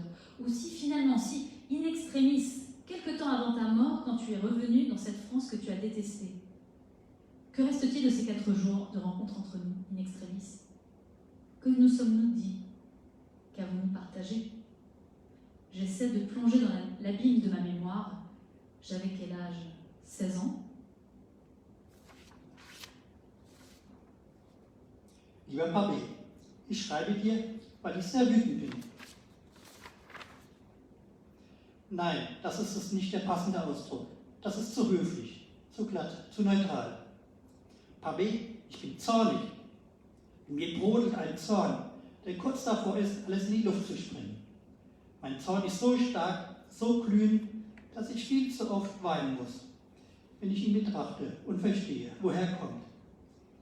Wie er in mich gekochen ist, als Erbe zahlreicher Generationen. Papi, ich bin zornig. Ich bin zornig. In mir brennt ein Feuer, das immer größer wird, nicht gelöscht werden kann. Das Feuer ist unzähmbar und die Buchstaben auf meiner Tastatur sind der Beweis. Ausgelöscht, wie sie sind. Meine Finger hämmern beim Schreiben so fest auf die Tastatur, dass es passieren könnte, dass ich sie zerschlage. Unmöglich, nach einem solchen Gemetzel weiterzuschreiben. Also sichere ich, was ich bisher geschrieben habe, damit nicht alles verloren geht. Alles muss unbedingt festgehalten, archiviert, gedruckt, graviert werden. Alles, was ich bisher nicht geschrieben habe, in den 4 Jahrzehnten Schweigen, alles, was ich gehört habe, alles, was mir wiederholt Ohrenentzündung beschert hat, alles, was ich im Laufe so mancher Unterhaltung laut ausgesprochen habe, was aber in Rauch aufgegangen ist. Ich schulde es mir, aufzuschreiben, diesen Tag einzuschreiben, wie gesagt werden muss, ohne alles zu zerstören. Voilà, so ist es, Papi. Es ist beinahe eine Notwendigkeit, fast eine Verpflichtung. Ich muss schreiben und mich für ein für alle Mal befreien. Und an wen sollte ich mich richten, wenn nicht an dich, der nie mit mir sprechen wollte? Oder doch, ja? Im letzten Moment, kurz vor deinem Tod, als du in das dir verhasste Frankreich zurückgekehrt bist, was bleibt am Ende von diesen wenigen Tagen der Begegnung im letzten Moment? Was haben wir uns gesagt? Was haben wir geteilt? Versuchte in meine Erinnerung einzutauchen. Wie alt war ich? 16 Jahre. Cyrielle, est-ce qu'on s'arrête peut-être ici si on veut... C'est bien qu'on s'arrête ici. Si on veut lancer des questions et un dialogue entre nous avant de se quitter. Merci beaucoup pour votre attention de cette double lecture. C'était une première. C'était une première.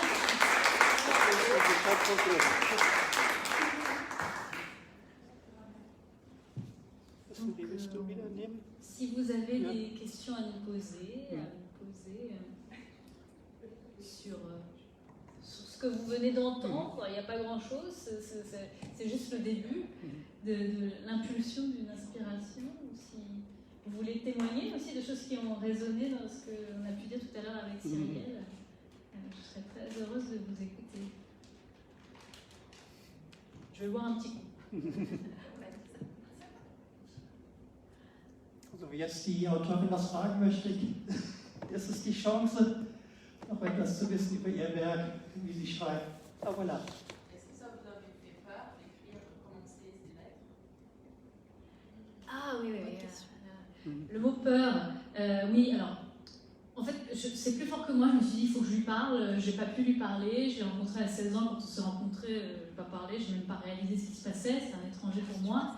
Et la peur, c'est un bon mot pour résumer tous les sentiments dans lesquels je suis passée et dans lesquels je suis encore. Parce que en faisant ce livre, en travaillant sur ce livre, je vais toucher à des parts très sombres de l'histoire franco-malgache. Et je sais que déjà ça m'ébranle moi, c'est pas très agréable d'aller voir des massacres, parce qu'en gros c'est ça, en fait je vais chercher pourquoi il y a eu ce racisme familial, parce qu'il y a eu des souffrances, bon c'est pas une raison pour les faire perpétrer, mais du coup j'ai peur de ce que je trouve, parce que c'est horrible en fait, et plus je creuse et plus je trouve d'autres horreurs en fait, Et j'ai peur aussi, mais bon, ça d'ailleurs je peux faire face, parce que moi ça va, personnellement dans ma chair, les générations étant passées, mais ma deuxième peur, c'est peut-être la plus grande, c'est que j'ai peur, je le dis, j'ai peur de publier ce livre. Peut-être qu'il ne voudra pas être publié parce que c'est pas très agréable de regarder dans le miroir des choses sombres. Mais mon but n'est pas d'aller pointer des choses sombres juste pour le plaisir, et je veux culpabiliser personne, parce que, comme je l'ai dit à un moment, dans ma famille, il y a eu du racisme des deux côtés.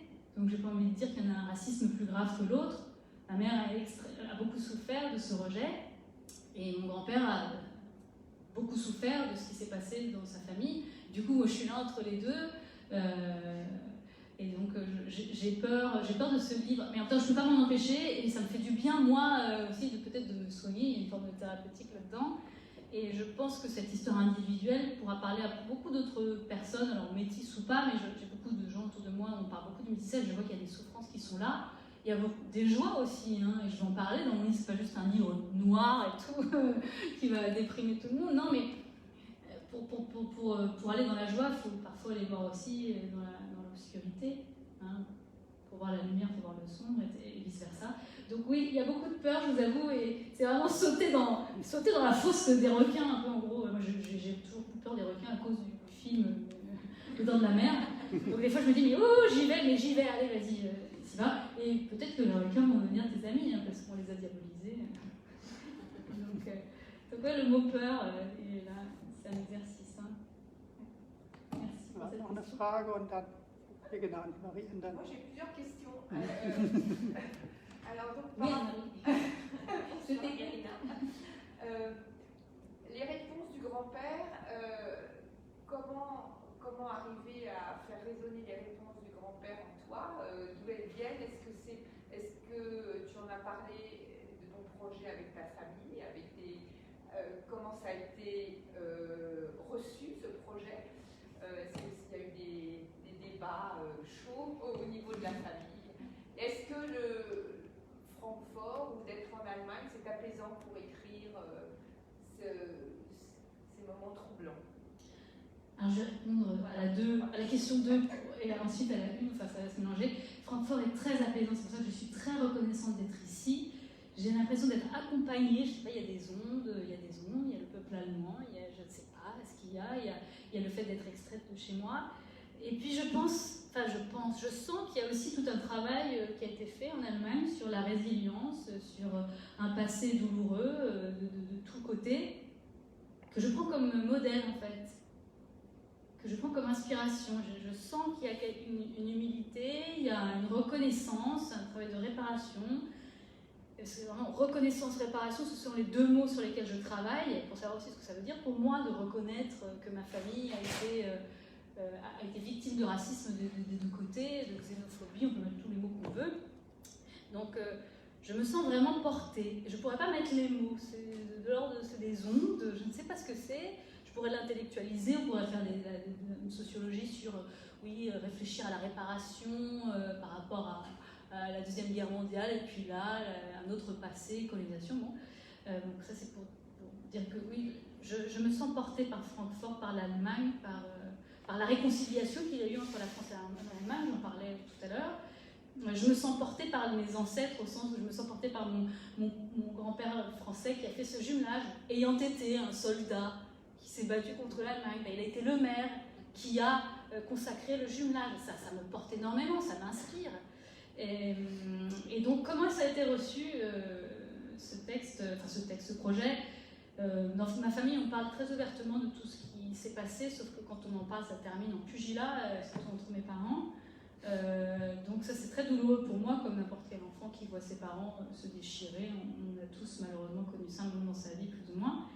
Et donc tout le monde sait que je le fais, ce travail. J'ai beaucoup parlé avec mon père. J'ai d'ailleurs enclenché un projet de documentaire qui est aussi sur YouTube qui s'appelle Papa ancien colonisé. Donc j'ai dialogue avec lui, comme j'ai fait avec Cyrielle. Bon, tu n'es pas mon père, mais on est comme ça, on discute. Alors comment tu vis ceci, cela, comment as-tu vécu ta vie? Donc je lui permets de me raconter, il m'en a déjà beaucoup raconté de sa vie de petit garçon malgache étant sur les bancs de l'école et devant dire tous les jours nos ancêtres les Gaulois, alors que c'est pas, il n'était jamais encore là en France. en tant que petit garçon interdit de parler malgache en France parce qu'il fallait parler français, en tant que petit garçon qui s'appelle Richard parce que c'était interdit de s'appeler Tala, c'est son nom en malgache qui veut dire mardi, interdit de s'appeler en malgache, il fallait s'appeler un nom français jusqu'à ce que la Madagascar soit indépendante. C'est pour ça qu'on a lu tout à l'heure avec Klaus le chapitre qui certes extrait de son contexte peut-être est difficile à déchiffrer, mais Guetoé, qui s'appelle Francisco de la Puerta, parce qu'en fait c'est les Mexicains qui ont colonisé, enfin entre guillemets colonisé, conquis. Il fallait s'appeler, ça c'est véridique, hein, il fallait s'appeler, quand on était un indigène ou un autochtone, il fallait s'appeler d'un prénom et d'un nom espagnol, il fallait enlever le nom amérindien, ramaïtouche, de quelque langue que ce soit, d'ailleurs on a vu. Donc il y a un lien entre mon premier livre et le second. Donc j'interviewe mon papa dans des petites vignettes qu'on peut voir sur internet, où il y a des bons souvenirs aussi. Hein. Encore une fois, c'est l'ombre et la lumière ensemble, on montre toutes les couleurs. Et donc je suis contente de faire ce travail avec lui. Je vous avoue qu'avec ma maman c'est plus difficile parce qu'elle a été victime de gros rejets, de grosses humiliations de la part des Malgaches, qui se sont vengés sur elle des souffrances que leurs ancêtres avaient eu des Français. Enfin, c'était une énorme sauce d'amalgame dans tous les sens, là. J'ai un bon exemple de ça. Et donc, c'est pas du tout confortable parce que ma maman ne cautionne pas du tout que je sois en train de travailler là-dessus. Parce que je ramène des blessures. Donc, et les réponses du grand-père? Les réponses du grand-père. Et les réponses du grand-père... elles viennent. Alors, je fais beaucoup de méditation, et ça fait partie de mon processus créatif. Je fais beaucoup de méditation, de recueillement. On mettra le mot qu'on veut. Quand j'étais à la Katharine-Kirche à écouter l'orgue, je me recueille. C'est une spiritualité qui est la mienne. Il n'y en a pas de mot de religion. C'est ma spiritualité. Je me recueille et je deviens un filtre. Et j'entends des messages. Je ne suis pas Jeanne d'Arc du tout. Hein. Mais j'entends des choses qui doivent être dites, ou pour le dire autrement, je suis inspirée. Et le grand-père, disons qu'il n'a pas encore vraiment de voix dans tout ce que je viens d'écrire. J'ai écrit 55 lettres, là, le temps de ma présence à Francfort. Mais en fait, je dialogue avec lui. Parce que parfois, je dis, on n'a pas eu ici, mais je t'entends dire cela, je t'entends riposter. Et moi, donc en fait, par ma lettre, je lui donne la parole en lui répondant à des paroles induites. Pour l'instant, c'est ça. Mais il y aura dans ce livre des lettres qu'il a véritablement écrites, pas à moi, mais à l'administration française, où il fait toute la chronologie de ce qui s'est passé en 1947, des massacres sans nom, où il dit, voilà, il s'est passé ça, et sachez que dans les Malgaches, il y a quand même eu des tirailleurs qu'on appelait sénégalais, qui étaient tous les Africains, partis aider, étonnamment, la France contre l'Allemagne, n'est-ce pas? Vous voyez le lien ou pas? Et j'ai un grand-père malgache qui est venu en 14-18, un arrière, et qui est mort pour aider la France à combattre qui, vous savez. Donc, tout ça se mélange. J'espère, merci pour cette question, parce que pour l'instant, je parle beaucoup dans ces lettres. Je réponds à des choses que j'entends, mais peut-être qu'il va y avoir des lettres où il va vraiment prendre la parole et pas seulement parler du temps de son 1947, parce que j'aimerais rien qui parle et qui prenne du recul. Il n'a pas eu trop de recul hein, quand il a refusé ma mère parce qu'elle était française, la pauvre petite de Bourgogne. Qu'a-t-elle à faire, qu'a-t-elle à voir avec cette histoire de 1947? Elle avait 1 an quand c'est arrivé. Donc, je ne sais pas si vous voyez un peu l'imbroglio entre passé et tout cet amalgame. Voilà, je ne sais pas si j'ai répondu à ta question. Okay, wir hatten hier noch eine Frage. Il y avait une question là. Oui, mais la réponse est déjà venue parce que moi, ce qui m'intéressait, c'était de savoir si vous en parliez à votre père et si vous aviez peur de sa réaction. Mais donc voilà. Voilà. Donc lui, il est content parce qu'en fait, je sors quelque chose qu'il a lui-même pas réussi à sortir. Parce que lui s'est tu, lui il se tait. Pour lui, la culture malgache, ça ne compte pas, c'est pas important. Ce qui compte, c'est la France. Il faut éduquer ses enfants à la française, c'est ça. C'est la culture. Il faut être dans un bain. Il faut oublier tout ça. Mais moi, je me sens, j'ai l'impression d'être une cléchite, quoi. Donc lui, je pense que je fais renaître quelque chose. En même temps, il n'est pas bien parce que ça fait renaître des oppositions avec ma maman. Et ma maman n'est pas contente que je fais ressortir des choses de racisme. Et c'est horrible pour elle, je comprends. Et j'essaie, dans mes lettres, je parle aussi à ma mère. J'espère qu'elle lira ce livre et qu'elle comprendra. Je ne cherche pas à remuer juste la souffrance par masochisme, pas du tout. D'ailleurs, pour vous dire aussi, une sorte de conclusion, c'est que moi, en fait, j'aimerais bien ne pas avoir à écrire ce livre. En fait, j'aimerais bien passer à autre chose, en fait. Moi, je j'ai envie de passer à autre chose, la paix, l'harmonie. En fait, c'est comme je l'ai dit, une nécessité. En fait, je suis obligée d'aller chercher les causes ou pointer des choses ou expliquer comment rebondir à partir de là. Parce qu'on pourrait dire, mais oui, mais donc tout va bien. Non, tout ne va pas bien. À l'échelle d'une famille, d'une nation, d'un monde, on l'a vu, tout ne va pas bien. Il y a des choses qui vont bien aussi, donc il faut montrer là où se crée l'équilibre. Et vos frères et sœurs, est-ce qu'ils ressentent également ce besoin? Alors, non, je suis la seule qui l'exprime par l'écrit, et quand même, on est tous des artistes, à s'exprimer de plein de manières. Enfin, il y a plein de raisons d'être artiste, mais moi, je vois quand même qu'on essaie de résoudre quelque chose par le médium artistique, puisque apparemment, politiquement, on n'a pas réussi, ni simplement. Donc, mon frère et ma sœur, ils expriment artistiquement différemment. Je suis la seule, je dirais, qui parle un peu plus fort. Parfois, ça fait des vagues. Mais j'espère contribuer aussi à leur apaisement et eux aussi à leur travail différemment. Mais c'est très intéressant. Hein. J'espère que ça peut résonner pour vous, pour plein d'autres aspects. Je suis passionnée par la psychogénéalogie et le transgénérationnel. Et je trouve que de voir plein de familles, et là je ne parle pas de moi, je vois plein de familles, de mes amis, je vois les familles, ça me passionne de voir ce qui se passe dans les schémas familiaux qui se répètent, les fameux mandats invisibles. On répète des choses sans s'en rendre compte qu'on les répète, on essaie de les soigner sans se rendre compte qu'on essaie de les soigner. Parfois on refait la même chose comme pour justifier la souffrance d'avant ou les bonheurs d'avant aussi. Parfois, on essaie de transcender, on n'y arrive pas, et après, ça se reporte sur ces enfants qui refont le même schéma. Mais qu'est-ce qui se passe? Et parfois, ils arrivent à briser. Donc moi, j'ai envie de briser ce schéma du rejet de l'autre, qui a été vraiment bien décliné dans ma famille. Donc c'est fini. Donc j'essaie, avec l'art, l'écriture, je ne dis pas que je vais y arriver, mais je vais essayer d'apporter cette petite touche. Et puis, je pense ma sœur vont faire aussi des choses, et que beaucoup d'autres artistes vont faire. J'ai vraiment l'impression qu'il n'y a pas que moi qui peux régler ma petite histoire familiale et la grande histoire familiale du monde. Chaque artiste est en train de régler, de soigner, de prendre soin d'autres aspects de sa vie et qui vont répercuter sur la mienne. Et vice-versa. C'est incroyable quand on commence à concevoir, à sentir que les œuvres des autres agissent sur nous.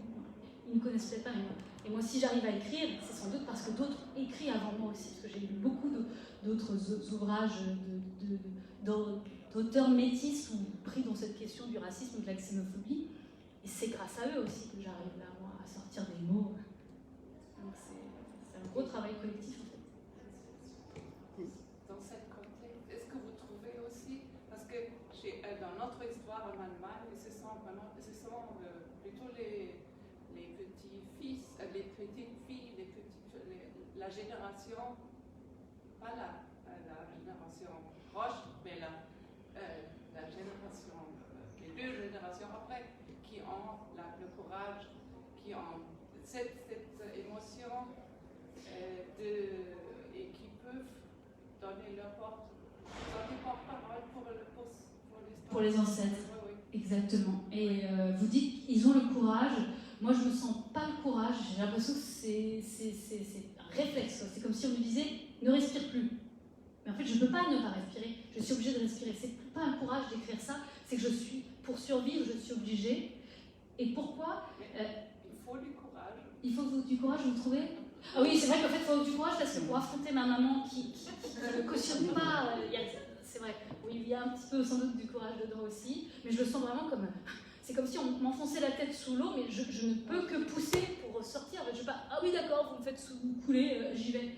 Non, j'ai un réflexe. Mais oui d'accord, il y a sans doute aussi du courage, comme vous dites. Vous savez, j'ai lu et j'ai vu des vidéos, je vous encourage à chercher sur, j'ai plus le nom en tête, je vous encourage à chercher sur YouTube, et d'ailleurs je vais devoir les relire et regarder pour faire d'autres lettres.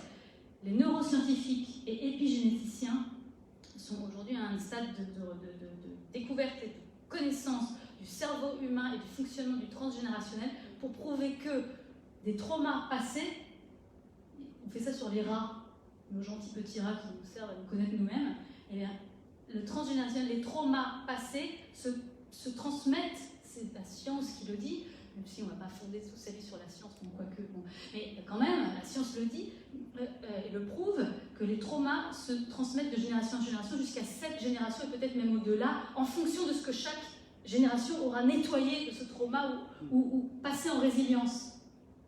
il faut que je le regarde encore, ces vidéos, il faut que je les réétudie parce que je vais en parler plus particulièrement. Je vais le dire à Pavé, je vais lui dire bon, je comprends pourquoi, voilà, tes frères et ses frères et sœurs, hein, bon, qui se sont fait trucider, hein, bon, c'est la même génération. Et pourquoi moi je ressens encore cette chose alors que moi ça va hein, relativement bien, moi je me sens bien, je suis libre, je suis vivante, il n'y a pas eu ces horreurs à mon niveau, mais je sens encore en fait, il y a quelque chose de sens, pourtant on ne me l'a pas raconté. Hein. On ne l'a pas trop raconté, c'est ça qui est fou, on ne l'a pas trop raconté, là je suis en train de découvrir parce que je vais chercher.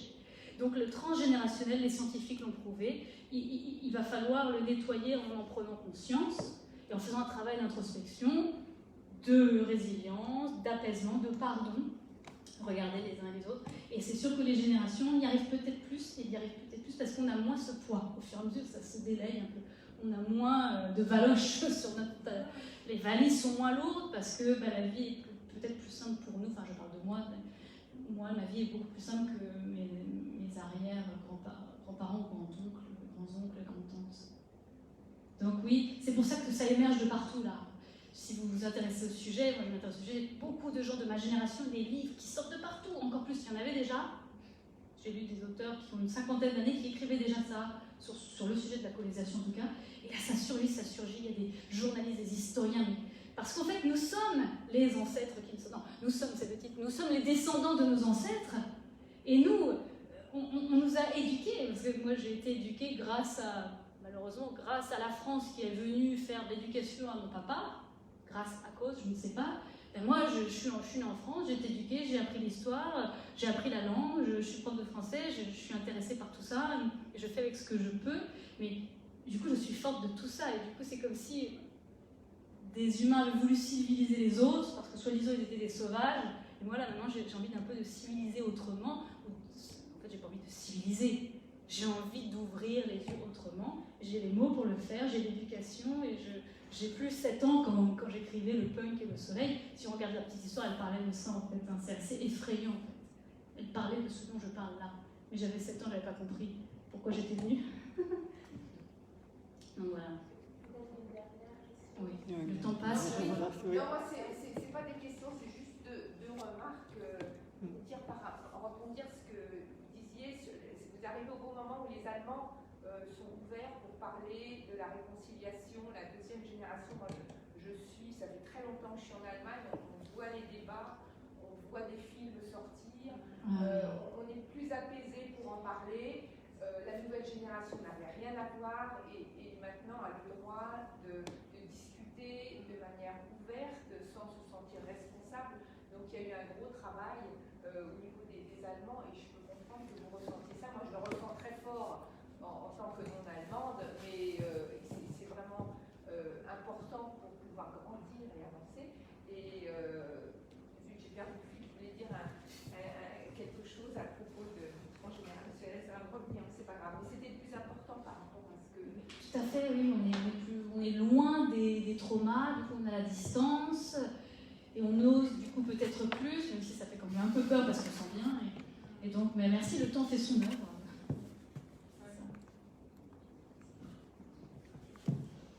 Je vois l'heure qui passe, c'est vrai que... Oui, ça passe vite. Merci beaucoup. Merci Klaus, merci Cyril, merci pour à cette vous. belle soirée. C'était très intéressant aussi d'être venu. Aussi, merci beaucoup à tout le monde. Oui, on a un petit cadeau pour toi. Quelque chose un peu de la région d'ici. Apfelwein. Vielen Dank. Il y a un livre. Un livre. Ein Buch. Dankeschön. Oh là là, ça va me nourrir. Je sens que ce livre, il va... C'est joli. Deux sortes différemment. Alors, il y a deux sortes de cidres allemands différemment. Des clairs et des, comment ça s'appelle, Trübs en français. Trouble. Je connais pas. Nature. Oh, Dankeschön. Oui, je suis gâtée, vraiment. De la région, merci c'est ça. Beaucoup. Ça me touche beaucoup. J'ai hâte de voir le livre. Je l'ouvrirai chez moi. Oui, merci beaucoup. Bon, on a encore réservé une table à côté au Bistro Molla. Alors, tout le monde qui est encore venu de nous joindre peut encore continuer un peu discuter avec Naïm. Bon, ça va être à votre propre frère. sauf l'auteur. Also alle sind herzlich eingeladen, nochmal rüberzukommen ins Bistro Moller. Wir haben einen Tisch reserviert, kann jeder sich noch gerne anschließen, einfach dann auch nochmal mit der Autorin sich nochmal näher zu unterhalten, dann natürlich auf Verzehr auf eigene Kosten.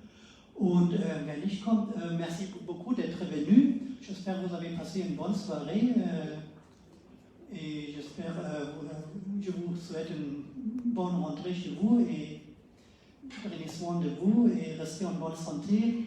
Bleiben Sie gesund und einen guten Nachhauseweg, der jetzt nicht mitkommt. Und ich hoffe, dass wir uns doch nicht bald nochmal zu einer weiteren DFKD-Veranstaltung treffen können. J'espère qu'on va se quand même retrouver bientôt pour une autre manifestation de l'association, mais actuellement, on ne sait pas encore comment ça va se développer la situation comme ça.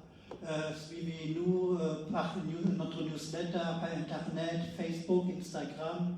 Comme ça, vous savez, qu'est-ce qui se passe. Also einfach im Internet nachschauen, unsere Webseite, den Newsletter abonnieren, Facebook, Instagram. Einfach auf dem Laufenden bleiben, weil im Moment ist es ein bisschen schwierig auch zu planen, wie sich weiterentwickelt. Ein paar Ideen haben wir, was wir die nächste Zeit machen wollen, aber ob es klappt, wissen wir halt leider noch nicht. Wie gesagt, also wer mitkommen will, ist gerne eingeladen. Ansonsten nochmal herzlichen Dank fürs Kommen und einen guten Nachhauseweg und bleiben Sie gesund. Merci beaucoup. Merci Cyrielle. Et encore un grand merci à Cyrielle. Dankeschön. Ich spreche Deutsch auch.